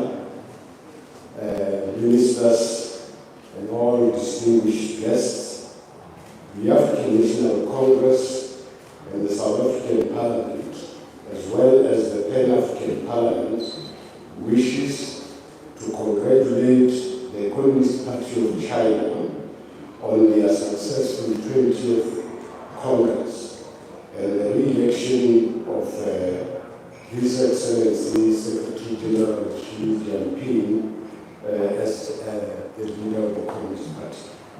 The ANC and other national liberation movements in Southern Africa remain indebted to the Communist Party and the People's Republic of China for their support in the struggle of the African people against colonialism and imperialism. The relationship of Southern Africa and the Chinese people dates back to the Ming Dynasty, which traded with the Empire of Monotaba, based at Mapungubwe, the capital city of the Empire of the People of the Sun, which stretched from the Zambezi to the Maluti Orange River. Throughout these centuries, the Chinese people, unlike European imperialist powers, never attempted to colonize African people. The ANC continues to celebrate, to appreciate the bilateral relationship between our two countries. The ANC also greatly appreciates the political education exchange program between the Communist Party of China and the ANC. The ANC continues to draw lessons from the Communist Party of China on nation building and social cohesion initiatives. In particular, the ANC is motivated by President Xi Jinping's teachings that every nation must have a soul. This resonates with the teachings of President Nelson Mandela, who made a clarion call for the Reconstruction and Development Program, RDP, of the soul, which he defined as the RDP, which he defined as a spiritual transformation, which is a prerequisite for social and economic development. Mandela pointedly observed that the Reconstruction and Development Program document presented to him by the ANC and the Alliance in 1994 focused solely on political and economic issues and neglected the arts, culture, and heritage, which are the mainstay of the African soul and social power, and their inherent ethical and moral values, which are the building blocks of a socially cohesive and prosperous nation. The People's Republic of China, under the leadership of the CPC, harnessed the Chinese tangible and intangible cultural heritage and indigenous knowledge systems to build socialism with Chinese characteristics. Thus, the People's Republic of China remains the closest ally that can and will assist South Africa and other African countries to realize Mandela's vision of a socially cohesive and prosperous nation. Honorable Ambassador, your predecessor has already facilitated the establishment of a people-to-people relationship between the Republic of South Africa and the People's Republic of China. Through your good office, the Kara Heritage Institute and the Ministry of Culture in the People's Republic of China concluded a collaborative relationship to promote the tangible and intangible heritage of our two countries. In terms of this collaborative relationship, we have celebrated Chinese New Year and Heritage Month at the Kara Heritage Institute to promote people-to-people's relationship. We are looking forward to strengthening of that relationship. The African Union AU theme for 2021 affords us a golden opportunity to take our collaborative relationship to a higher level. This theme says African arts, culture, and heritage are the levers for building the Africa we want. To this end, the Southern African Caucus in the Pan-African Parliament identified the revival of Mapungubwe World Heritage Site as a unifying heritage site for the promotion of African cultural renaissance. Ambassador Subla, the ratification of the draft treaty on Greater Mapungubwe Transfrontier Park will actually create a good platform for this purpose. At the Mapungubwe Heritage Site, Chinese and Southern African people cooperated from the time of Ming Dynasty. The Mapungubwe World Heritage Site, therefore, affords the people of the Republic of China and the Republic of South Africa a great platform for people-to-people relationship and the exchange of knowledge and skills on tangible and intangible heritage and indigenous knowledge systems. South Africans, especially the African majority, have a rich cultural heritage and require the technology and skills to harness this heritage for social and economic development.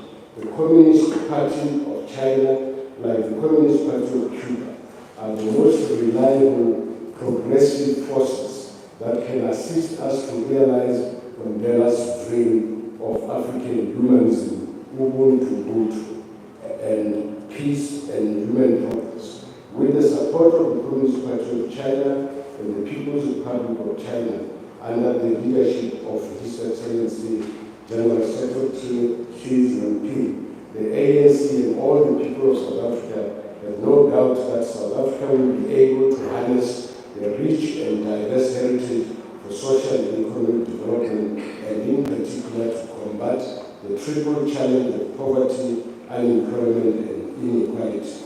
Forward with the modernization and rejuvenation of our two countries.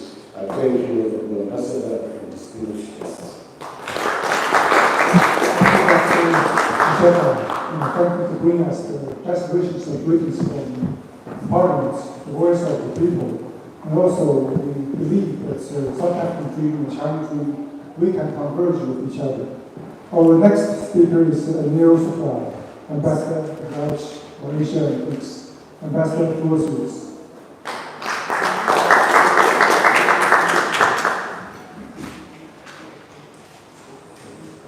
My brother, Ambassador Chen, our SD, respected Mr. Paul Ashton, and our TD, and everything else.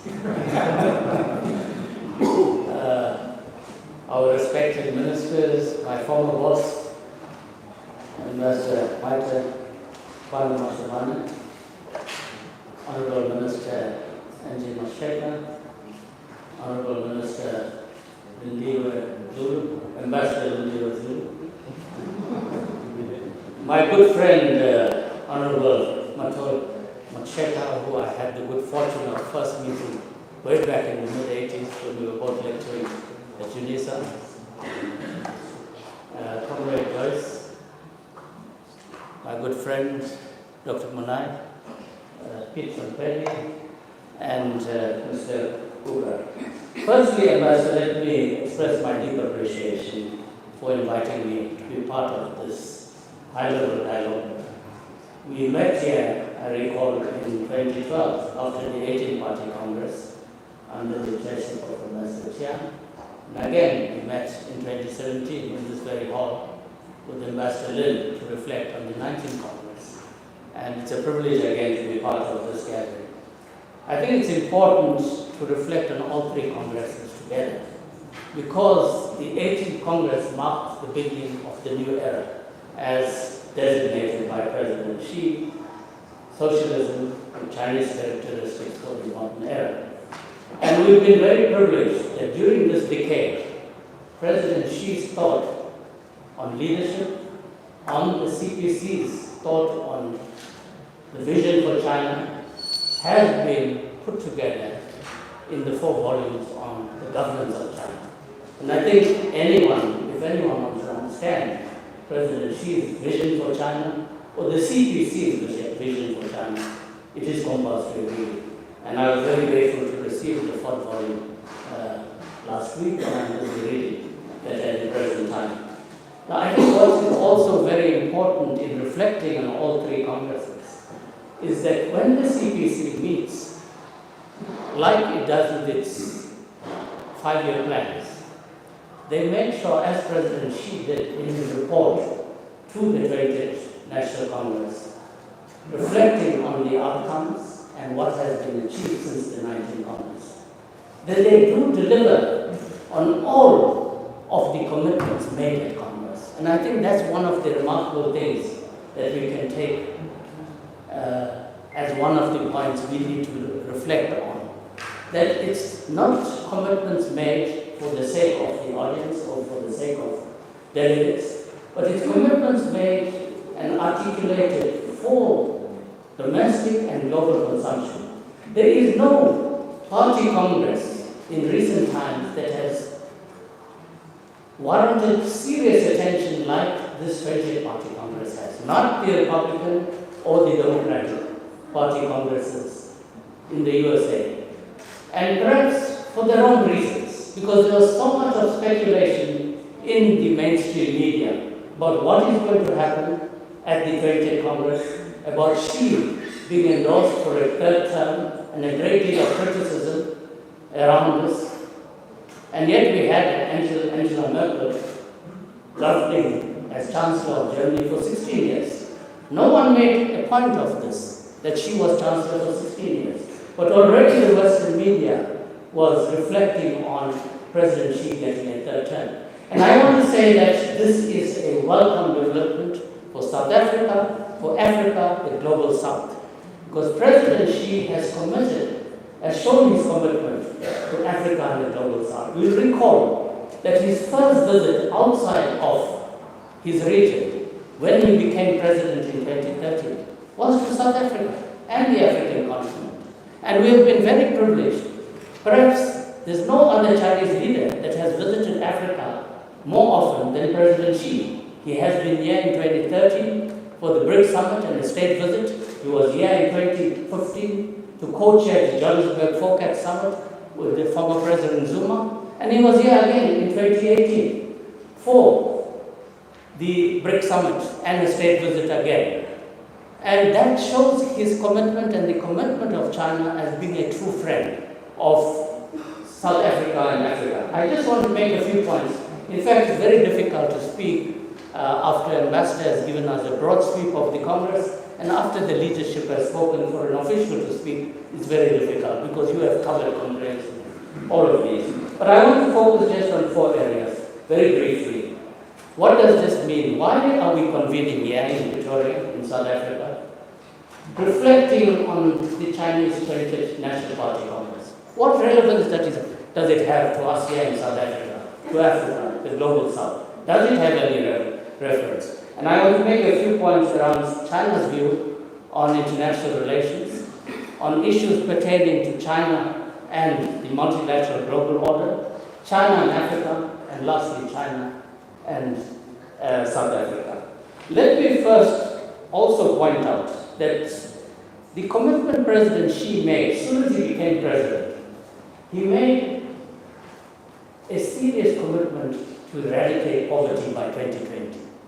And he delivered on this. And Secretary General Guterres acknowledged this in 2020, that China has become the first country ever to eradicate abject poverty. We know that China took 800 million people out of abject poverty. Why is it that we in Africa, we see poverty increasing rather than decreasing? What is it that we can draw from the blueprint that China chose and succeeded in lifting all of its people out of poverty? Secondly, he made a major commitment to eradicating corruption. And to date, some 5,000 people, including very senior members of the Communist Party, have been either incarcerated or purged from the party. And again, at this 20th Congress, he committed to continue the war against corruption. I think also why this Congress becomes extremely important, as Ambassador pointed out, it not only marked the end of the first centenary of the CPC, following the centenary of jubilation, but it's the first Congress at the dawn of the second centenary of the CPC. So therefore there's a great deal of attention of what China intends for this new centenary, and I think Ambassador Chen, you have outlined some of these. But I want to speak specifically of what was said at Congress on international relations. As was stated by President Xi, in the 10 years of the new era of the CPC Central Committee, with President Xi at its core, China has been guided to major country diplomacy with Chinese characteristics to new successes in all areas. President Xi, as was mentioned by previous speakers, has strongly spoken out against all forms of hegemony, power politics, Cold War mentality, interference in other countries' internal affairs, and double standards. All of these is currently happening in terms of the global turmoil that we find on the political front. And it is important that President Xi made a pronouncement on all of these. The very values that we, as South Africa, as a vibrant democracy, also subscribe to, and I hope we will continue to uphold all of these as well. He also stated that China will conduct its relations with the world based on 3 principles. Firstly, mutual respect. Secondly, peaceful coexistence. And thirdly, win-win cooperation. He also stated that China will continue to be a pillar upholding multilateralism with the UN at its core. Now we know that when Trump came to power, the USA walked away from multilateralism and pushed a unilateral agenda.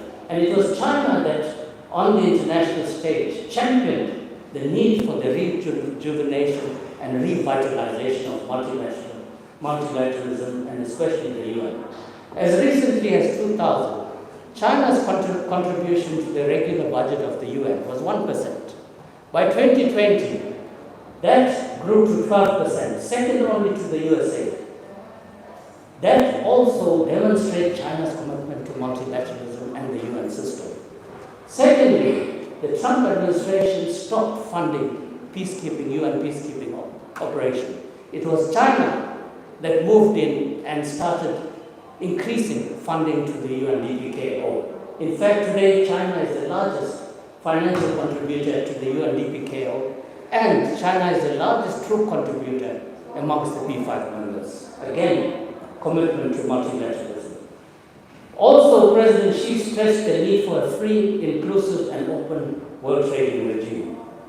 Over the last decade, China's international influence has risen significantly. China needs as President Xi mentioned, China needs the world, and the world needs China. That's a reality that you cannot walk away from today. Over the past decade, China has conducted 19 FTAs with 26 countries and regions. Over the past 10 years, China has increased its diplomatic relations from 172 to 181 countries. I'm appealing to our leaders here that we speak to our neighbor as the only African country that still does not have formal relations with China. And I think this somehow needs to be addressed, because as Africa, we need China, and China needs Africa. It has established partnerships and cooperation with 140 regions and international organizations, up from 41 over the past decade. Since the launch of the Belt and Road Initiative in 2013, 149 countries and 32 international organizations are participating in the BRI. Ambassador Chen has given us an insight. Today, almost $1 trillion in over 3,000 projects have been committed to the BRI. South Africa was the first African country to sign an MOU in 2015 when President Xi was there on the BRI. You have several high-profile projects within the African continent under the BRI, from Egypt to Senegal to Nigeria to Djibouti to Nairobi. South Africa still, despite being the first country to sign the MOU, we don't have one BRI project in China. I hope we can correct this. And we have seen the value of the BRI to Africa. Today, we have seen that 1 in 5 infrastructure projects on the African continent is financed by China. And 1 in 3 major infrastructure projects on the African continent is being built by Chinese companies. That's the reality that we have with regard to China-Africa relations. It was further stated for China, party leadership is the foundation and soul of diplomacy, putting people first. This point was made that the people are the party, and the party is the people. And you have the famous saying, if you forget the people will forget you. President Xi's thought on diplomacy has guided China in opening a new part of major country diplomacy with Chinese characteristics. And he made, the following points were made at Congress. Staying independent is a fine tradition of Chinese diplomacy. Managing a global vision is the original aspiration of Chinese diplomacy. Promoting fairness and justice is an unchanging goal. Standing up for ourselves is a distinctive characteristic.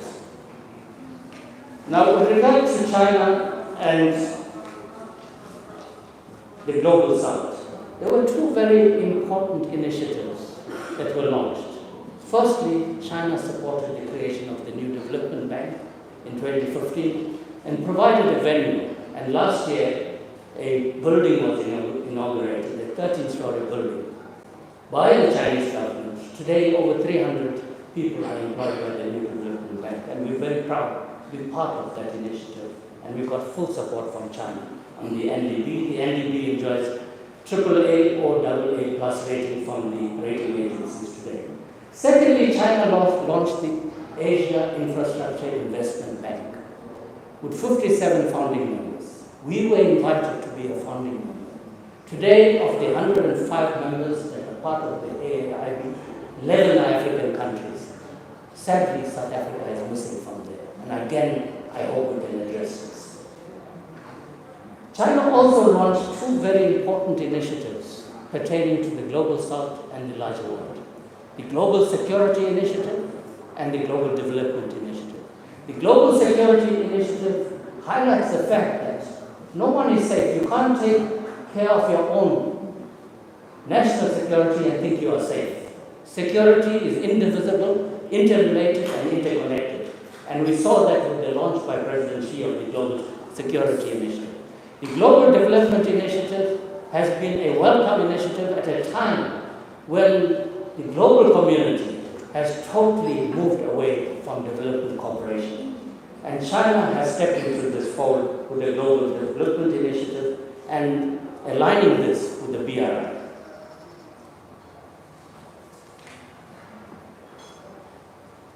I want to finally focus on China and Africa. The Minister mentioned FOCAC. I was very fortunate to be at the launch of FOCAC in 2000, October 2000 in Beijing, when FOCAC was launched at the ministerial level. But over a period of 2 decades, FOCAC has become a blueprint of Africa-China cooperation that I believe the rest of the world can emulate. When we met in Beijing in 2000, we had no idea that FOCAC would grow to become such a powerful instrument in addressing China's cooperation and being aligned with Agenda 2063. From 2012 to 2018, we were co-chairs of FOCAC. And it was South Africa that was instrumental in insisting that we must have a summit in South Africa. And Minister, you know that in 2015, President Xi came here to co-chair the first FOCAC held on African soil. But more importantly, $60 billion was committed to Africa's development. In 2018, we went back to Beijing to co-chair the summit once more with President Ramaphosa and President Xi. A further $60 billion was committed to African development. And today, as I've indicated, China has constructed over 100,000 kilometers of roads throughout Africa, over 10,000 kilometers of rail lines, over 100 ports, innumerable schools, innumerable hospitals throughout Africa. And the only thing we see in the Western press is China is trying to colonize Africa. When China, in 2013,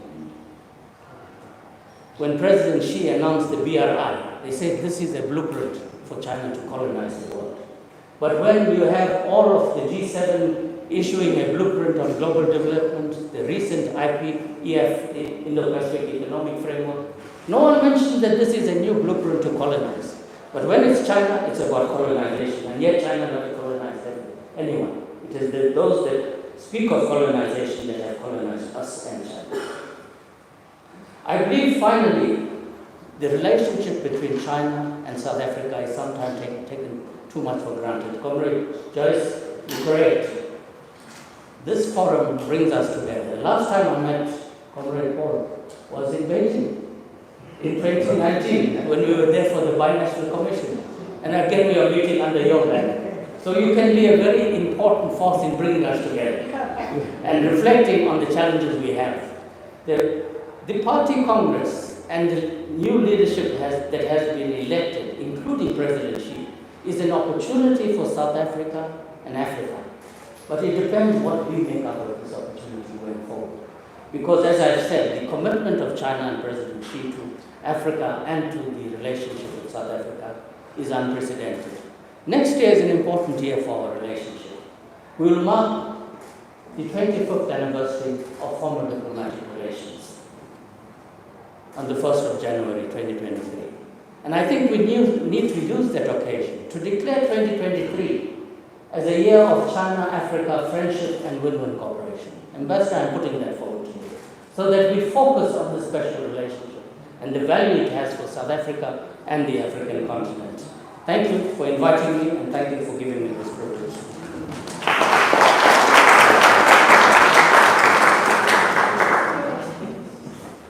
Thank you, Ambassador for walking us back through the past 10 years. We showcase that together what we have achieved and together what we can do in the future. Thank you. Our next speaker is Dr. David Munier, Director of the Center for Africa, China Studies at the University of Johannesburg. Dr. please.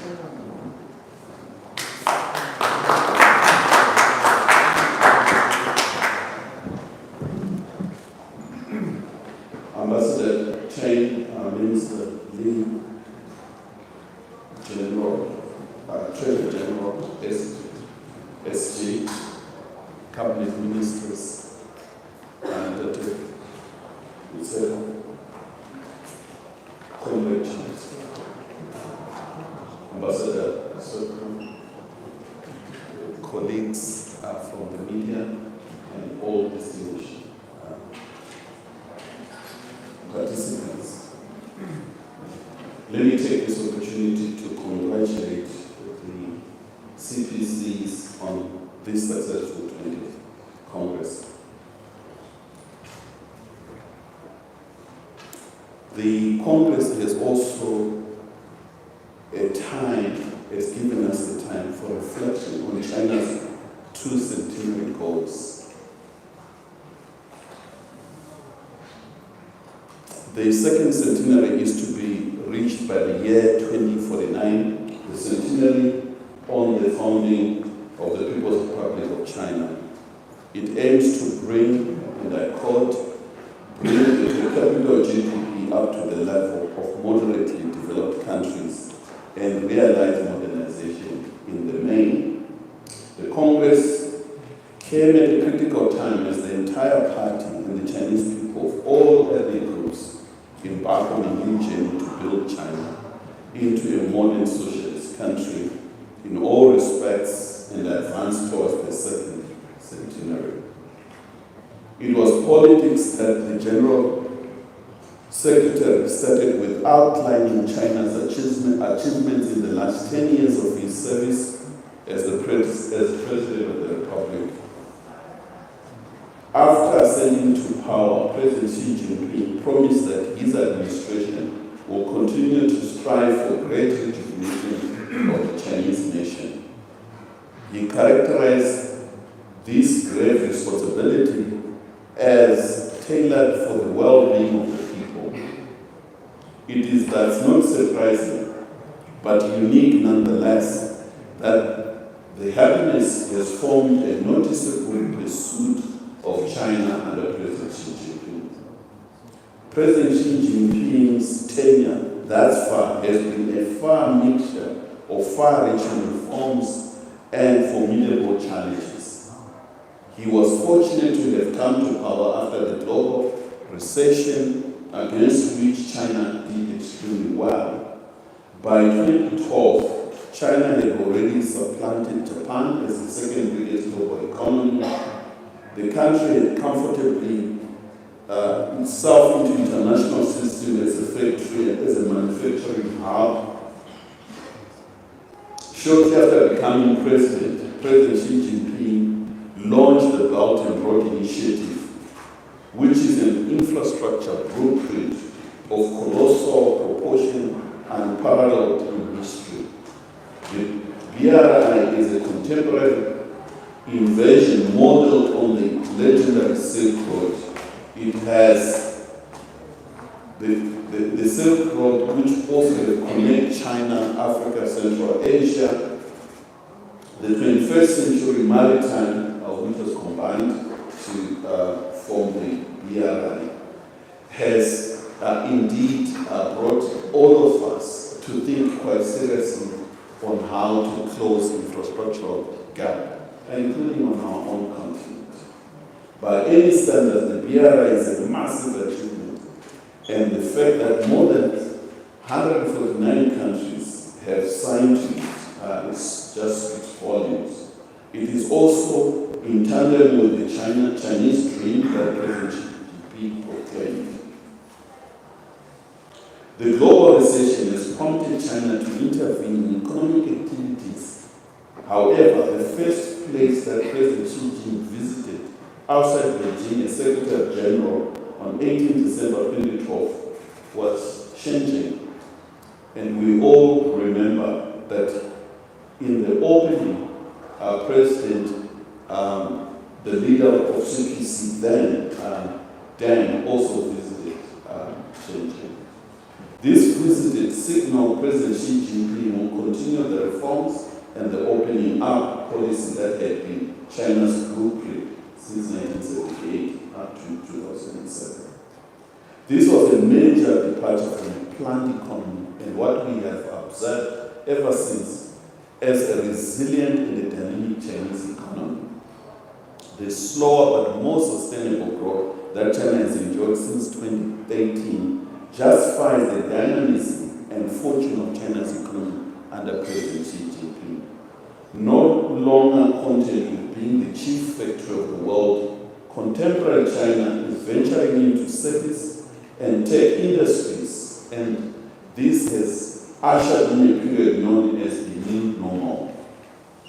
In order to improve governance and responsiveness, President Xi Jinping has embarked on an anti-corruption crusade and was indiscriminate in its nature and saw high-ranking members arraigned before courts and those who were found guilty are shunted to prisons.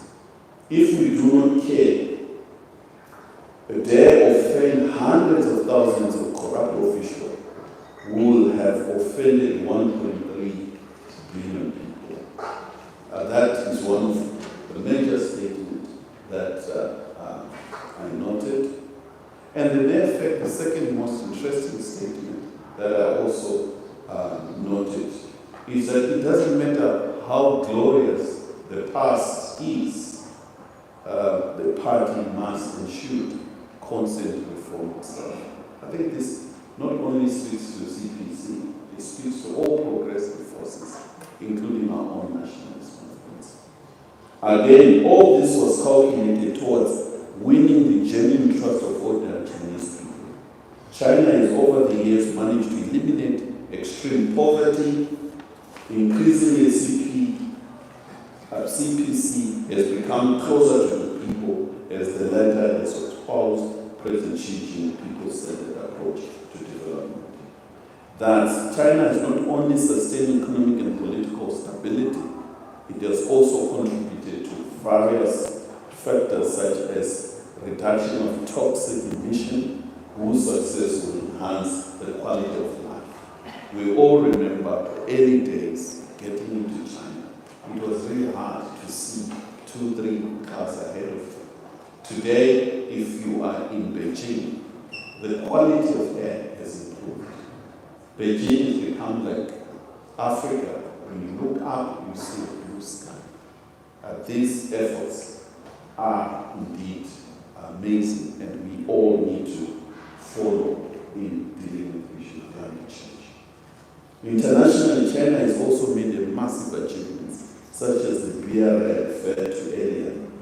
Its success has been held in diverse regions. The country is playing a bigger international role, contributing to global reduction of carbon emission, to sending troops to United Nations-led peacekeeping that I was Sucres touched on. At the height of COVID-19, when countries such as America and Canada were hawking untold volumes of desperate needed vaccine, China bountifully provided immediate help to the developing world, Africa in particular. There is no doubt that China's detractors will be relentless in trying to impound China's domestic affairs. This will be motivated by envy, ideological differences, even racial undertones, that to keep global dominance as the role preserved to people who took a certain way. We remember during the early days of COVID, in which the then President Trump referred to COVID-19 as Kung Fu. The rest of the world can find comfort in the certainty that under President Xi Jinping, China outlooks will be more global.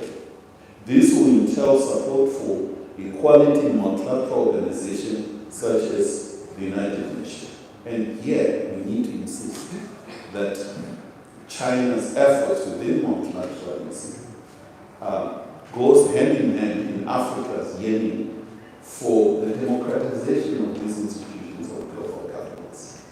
And it does not make sense that we all support the United Nations that does not have Africa and Latin America representation. This will entail support for equality in multilateral organization. A global orientation is also a good omen for the fight against global threats such as terrorism and pandemics. China will maintain the drive towards the second centenary goal of making China a modern socialist by 2049. Technology is another area that will continue to receive more attention and impetus, and we are likely to witness more investment, innovation, and research, an area that we are involved at the University of Johannesburg. And in so many ways, we have seen an increase of intake by China in funding African students in Chinese universities. I think we call upon, in this relationship, more of our students entering China. Perhaps prioritize key and strategic areas that we are short of in terms of boosting our health infrastructure, in dealing with issues of pandemics, and so many other areas as we see China getting into space and other strategic areas. I think the next phase of the relationship needs to enter in those areas. Africa must also enter space, and the time is now. I think through this kind of relationship, we can work together quite well. With its economic strength and support from the developing world, China will bolster its success in aiding the reunification of China and Taiwan. This is important. The drums of war that are beaten in the Western world, the blocks that are formed, military bases that are established surrounding China, and we've seen with the war in Ukraine, the kind of provocation entering into areas bordering Russia, we get concerned, not just for the mere fact that our entire trade in China is our number one trading partner, the destabilization of South China Sea. We also fundamentally support China in the unification because our struggles were struggles against divisions among ourselves, and therefore the unification of Taiwan into mainstream China is critical. The future of Africa-China relation looks bright for the time, and under President Xi Jinping, we and the CPC and Chinese people, we are looking forward to more deepening the people-to-people in all areas. The relationship will also see more dynamism in areas that we've already mentioned, such as BRI, and more needs to be done. Africa is a young continent, young in the sense of having the youngest people, yet it's the oldest continent. It is the future. We are quite aware that the future of the world lies on our continent. 1.2 people with Africa Free Trade, area signed, and more efforts taken. There is absolutely no doubt that the African continent will be there among the most developed nations. This once again will be affirmation of how dynamic China's economic practices are. With this, I would like to thank you and congratulate CPC and Chinese people. And thank you, Ambassador, for giving me this opportunity. Thank you, David, for your important remarks. Actually, you point out that China and Africa, China and South Africa should not only increase our cooperation, but also we should work together to debunk the myths and the disinformation dominates in global discourse. So there are a lot we can do together. Thank you, Dr. Our next speaker is Mr. Pierre Rampagni, editor of Pretoria News. Mr. Rampagni, floor is yours.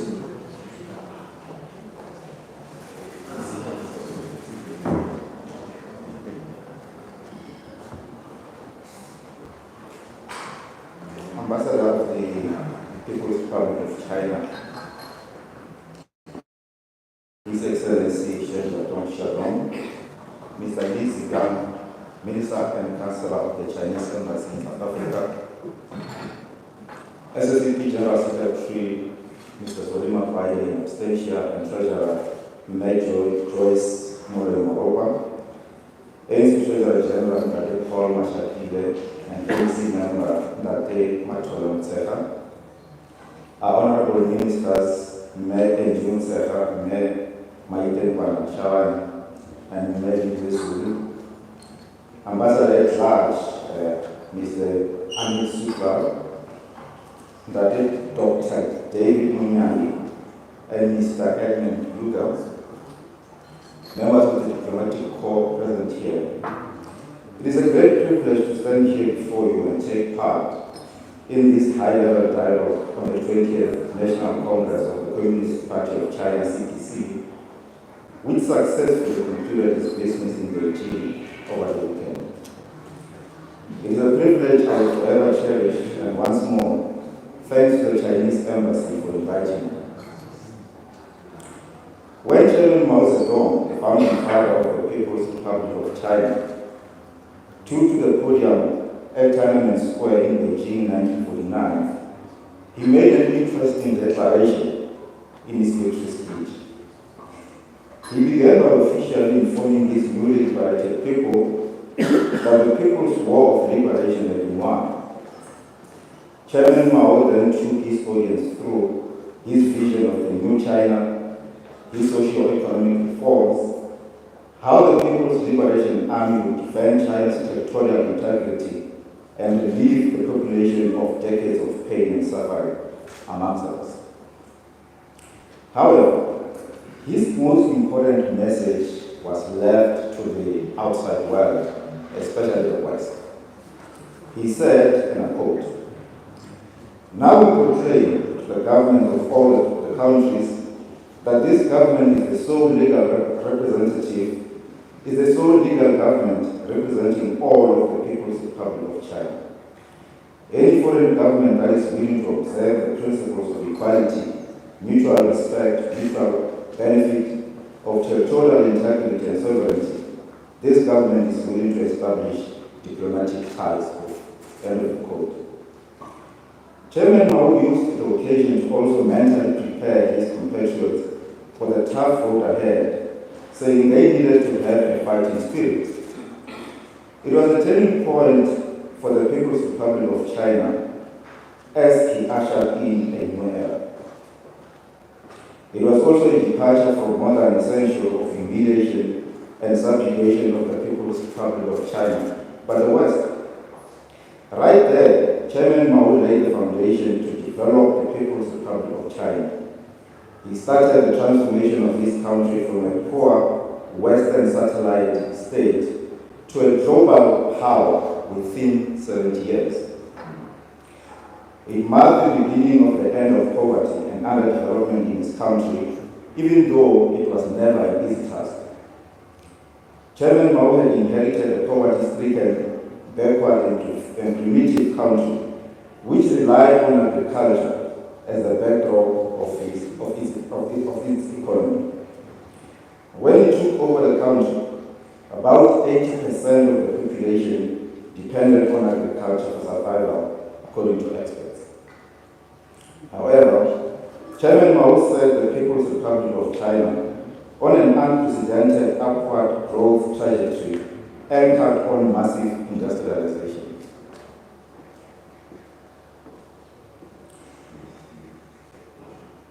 Like any other leader, he was not infallible. Some of Chairman Mao's policies, such as the Great Leap Forward, which sacrificed agriculture for industrialization, backfired big time. They resulted in social problems like famine and the Cultural Revolution in China. But Chairman Mao did not allow such setbacks to deter him from his drive to industrialize, develop, modernize the People's Republic of China. His fighting spirit was so unbreakable that critics, mainly the Western media and politicians, fabricated stories that he had turned China into a cult of personality. But why am I telling you all of this when the majority of you here already know it? Because we can draw parallels between Chairman Mao, the founder of the People's Republic of China, and the incumbent leader, General Secretary of the CPC Standing Committee, President Xi Jinping. I'd like to regard him as the defender and consolidator of the gains made by China. We'll know that in between there was a notable leader called President Deng Xiaoping, who ruled the People's Republic of China between 1978 and 1989. He's seen as the builder of his country's economic institutions after opening up his economy to foreign investors and accelerating infrastructure development projects. Decades later, as we saw last week, President Xi is facing more or less the same challenges faced by Chairman Mao if Western reaction to the outcomes of the 20th Congress of the Communist Party of China is anything to go by. When he addressed the CPC Congress, President Xi implored, among others, his compatriots to maintain their fighting spirit. In line with Chairman Mao's victory speech, The CPC Congress has adopted resolutions on, among others, universal security, shared prosperity, development, equality, and the independence of equality and justice, as well as advocating for the crushing of the separatist forces in Taiwan. In this regard, how can we define President Xi's tenure as the General Secretary of the CPC Standing Committee? His achievements earned him, in my view, the title of the consolidator and defender of the gains made by the People's Republic of China. While Chairman Mao founded the People's Republic of China and President Yang built its economic institutions and infrastructure, it was President Xi who consolidated and defended China's socio-economic political gains in the face of relentless attacks and smear campaigns, in my view, by mainly Western media and politicians who sought to contain and delay China's economic growth. In his flagship project, the Belt and Road Initiative, launched in 2013, President Xi invested billions of dollars in infrastructure development in about 149 countries from Asia to Europe. Most developing countries in Asia today boast modern high-speed trains, ports, and roads thanks to President Xi. The African continent today has a modern parliament because of President Xi. Some African countries have benefited from interest-free infrastructure development loans offered by the People's Republic of China thanks to President Xi. President Xi has been the main target of modern warfare on three fronts, as said by other speakers earlier: the economy, technology, and energy. And just like Chairman Mao, President Xi has been accused of turning China into his personal fiefdom and creating a cult of personality. We've seen the reaction from many Western countries through the tension in Taiwan, Quad, the Huawei battles, and the microchip bans, amongst others. What is clear, though, is that the West represents President Xi and China in general. They can't stand the growth and development of China as an independent country. As Professor Jeffrey Sachs, the economist from the University of Chicago, recently observed in one of the media interviews, he said, and I quote, "They resent China's rise. How dare you? This is our world. That's an affront to the United States, and it started in 2014. The West's disproportionate power has lasted 250 years. They believe they have a monopoly on knowledge, science, and military power. The mindset is, we run the world." End of the quote. What are the lessons we can draw as South Africa from the People's Republic of China, and especially the policies adopted by the recent CPC Congress? I think there's a lot that we can learn from the outcomes of that CPC Congress. The People's Republic of China has shown us that resilience, a fighting spirit, unity of purpose, innovation, focus, determination, perseverance, and long-term planning are key. As South Africa, we have not achieved, in the 28 years since our democracy, 10% of what the People's Republic of China achieved in 7 decades. This despite our country being relatively more economically developed in 1994 than the People's Republic of China was in 1949. But all is not lost, in my view. We can still reach and even match China's current development levels within 50 years if we do things differently. Do we have a long-term plan as a country? Yes, we do, in the form of the NDP. Are we sticking to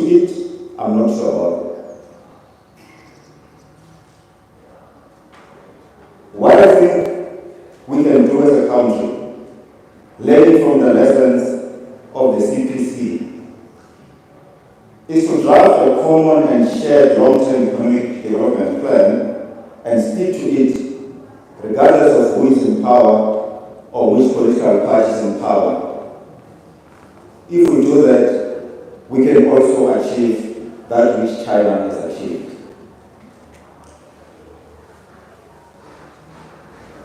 If we show resilience, unity of purpose, innovation, and determination just like Chairman Mao and President Xi did, we can do it.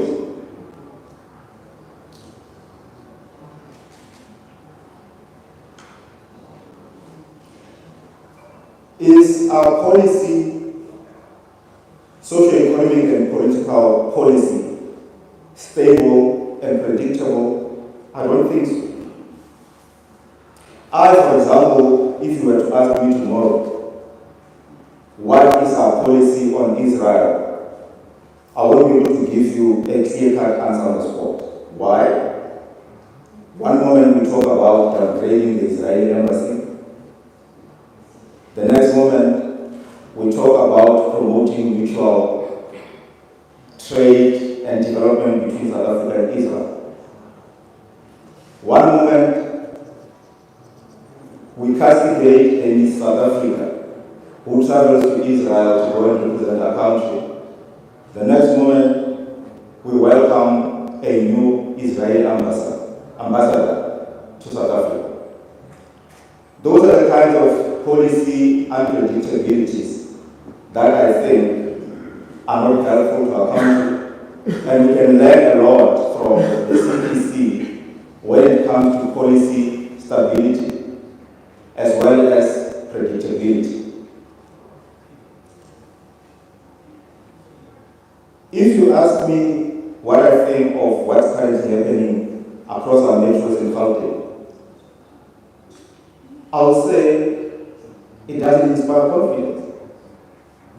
It talks to the same leadership or policy instability that I'm talking about. If one moment when we wake up we've got a Mayor X, the following morning we wake up with a Mayor P, the other day we wake up with a Mayor M, doesn't inspire confidence. I know it's not the fault of our politicians. I know it's what has been happening when it comes to the outcomes of our elections. It's a process that we can't fault anybody for. But those are the kinds of things that I think if we can get them right as a country, again learning from the CPC in terms of stability and predictability, we can reach our full potential as a country faster than we have ever imagined and thought. Again, learning from the outcomes of the CPC Congress, what is it that we can learn as a country? If, for example, we adopt and observe a foreign policy based on the principles of equality, mutual benefit, mutual respect, territorial integrity, and sovereignty, just as the People's Republic of China did under Chairman Mao and later President Xi, we can do it as a country. We can reach our full potential faster, as I said earlier, than we have ever expected and imagined. If we have socio-economic and political policy stability and predictability, as China does, we can achieve a lot as a country. In conclusion, German physicist Albert Einstein may have heard President Xi and the People's Republic of China when he said, I quote, "Great spirits have always encountered violent opposition from mediocre minds." End of the quote. I thank you.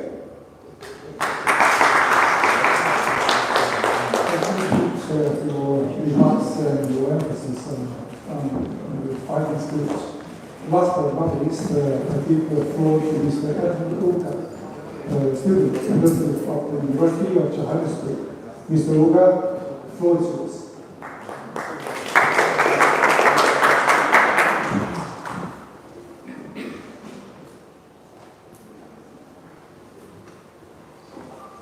Excellency Ambassador Shin Jandung, Ambassador of South Africa, Ambassador Anil Suklai, Ambassador at Large, Briggs and Deco, Honorable Lindi Wezulu, Minister of Social Development, Honorable Kona Mashibane, Minister in the Presidency for Women, Youth, and Persons with Disabilities,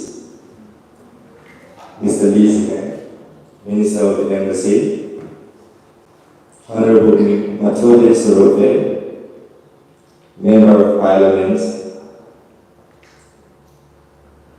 Honorable Paul Mashitile, Treasurer General of ANC, Comrade Soli Mapaya, Secretary General of SSCP, Comrade Joyce Molloy Moropa, National Treasurer of SSCP,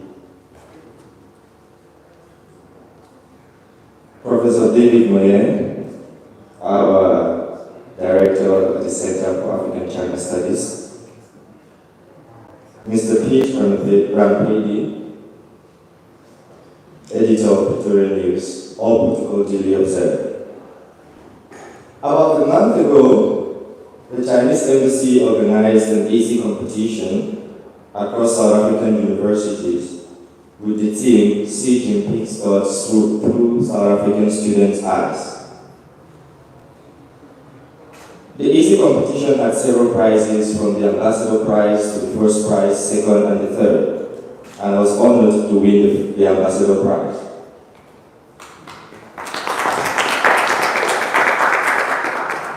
I wrote about the benevolence and people-centeredness of the CPC, and I argue that the CPC is one of those rare political parties that exist on the planet, a party that has taken 770 million people out from poverty and aligns its political maxim in modern socialist outlook with Chinese characteristics, that is, Chinese circumstances, Chinese political interests, Chinese values, virtues, and ethos.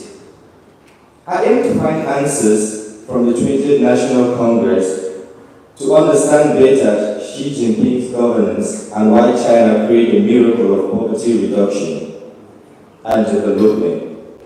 It was stated in the report that to build a modern socialist country in all respects, we must first and foremost pursue high-quality development. The CPC continues to engage with high-quality technological innovations and the production of scientific knowledge. For example, China continues to challenge each engineer to venture into uncharted courses by integrating advanced internet, big data, and artificial intelligence to stimulate economic and industrial development. We see their technological and scientific exploration, such as the aerospace and the space exploration. In addition, China continues to engage in education for the youth by introducing modern forms of education with modernized technologies. The 20th Congress reports that stresses the promotion of world peace, development, and building human community with a shared future. China continues to show practically their intentions to be our strategic partners in Africa and South Africa precisely, by introducing initiatives and ways of working with Africa to develop Africa. For example, the Belt and Road Initiative is a strategic economic and developmental plan for Africa.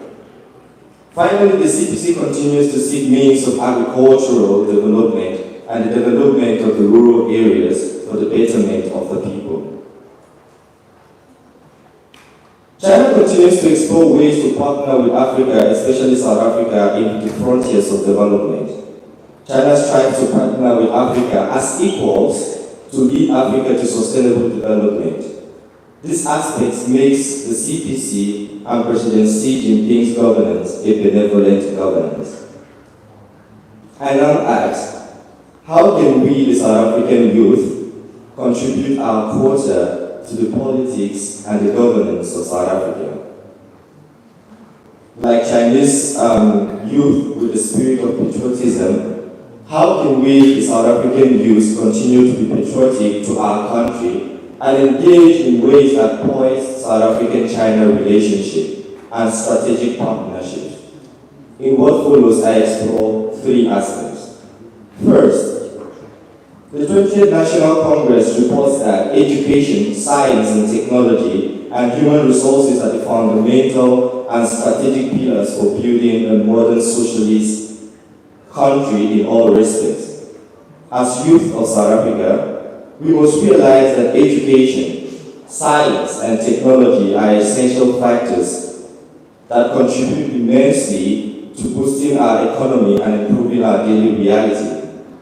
South Africa continues to venture into proliferating and new ways of bolstering our educational systems. For example, South African universities rank as the highest or the top universities in Africa and beyond as a result of scientific outputs, research and innovations. The University of Johannesburg, for instance, engages the prospect of science and technological innovations by teaching their learners ways to engage with the current technological epoch. In addition, our government in South Africa continues to provide exponential financial support to the education system by ensuring that schools are properly funded, libraries and laboratories are working effectively, and teaching and learning activities are continuously active. This is evident during the COVID-19 pandemic. As youth of South Africa, we must learn to give back to our government by engaging in activities of South Africa.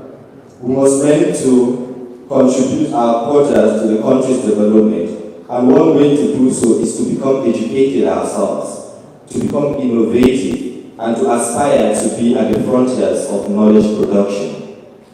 We must channel our energies from TikTok, from Instagram and content creation to the creation of scientific knowledge. We must also foster publications that build African-China relationship in our various institutes. Second, China supports South Africa in many ways, including the Belt and Road Initiative. China strives to create new opportunities for the world with its own development to contribute its share to the building an open global economy that delivers greater benefits to all. The BIR Corporation promotes high-quality development, which has currently yielded about $9.2 trillion. The BIR benefits include advancing connectivity of infrastructure, institutional connectivity, strengthening multilateral bodies such as the AU, the WHO, and the UN, and many more. The BIR links Asia, Africa, and Latin America, and Europe through maritime and roads network to bolster domestic markets and investment for goods and services, both for foreign investment and for local investment. As South African youth, we must continue stimulating innovative discussions within the business and economic sphere to enable us to tap into the BIR prospects for South Africa. We must be business-minded, we must be innovative entrepreneurs and creative opportunists to venture into the new market that China offers for South Africa. Finally, the CPC report describes China's blueprint as socialist modernization from 2020 through 2035, build China into a great modern socialist country from 2035 through the middle of this century. Like China, which always realizes its developmental goal, how are we, the youth of South Africa, engaging with the National Development Plan of 2030? To make it come to realization, the NDP 2030 is an innovative and vital plan that the South African government has set to enable the country to reduce inequality, poverty, and hardship for all South Africans. The NDP envisions that no one should live in poverty in 2030. However, for the NDP to come into realization, we must all work. But most especially, the youth needs to acquire skills, engage in the agricultural sector, venture into science and technological adventures, be creative, and above all, explore and maximize our talents and potentials. As youth, we must beat poverty and inequality by 2030 by beginning now to upskill ourselves and make the government realize that we are ready to be empowered. We must become ardent entrepreneurs and work consciously to change our narrative and set the precedent for the future. I understand that there are structural inequalities in South Africa. However, the best way to beat these structural inequalities that obscures our growth is to be educated, develop necessary skills, be innovators in whatever way or form, be hardworking, explore our potential and talents, and be visionaries ourselves. If we can achieve all of these, it follows that we can be equipped to contribute to the NDP 2030 and make South Africa a flourishing economic powerhouse that can compete with the rest of the world. I thank you for giving me this opportunity. Long live the CPC, long live the republics of South Africa and China, long live the bilateral relationship between South Africa and China. Ngiyabonga.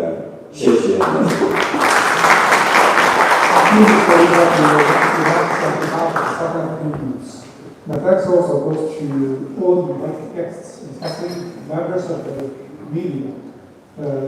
Time's flying, I won't stand between you and your lunch. Please proceed to the lunch table. Thank you.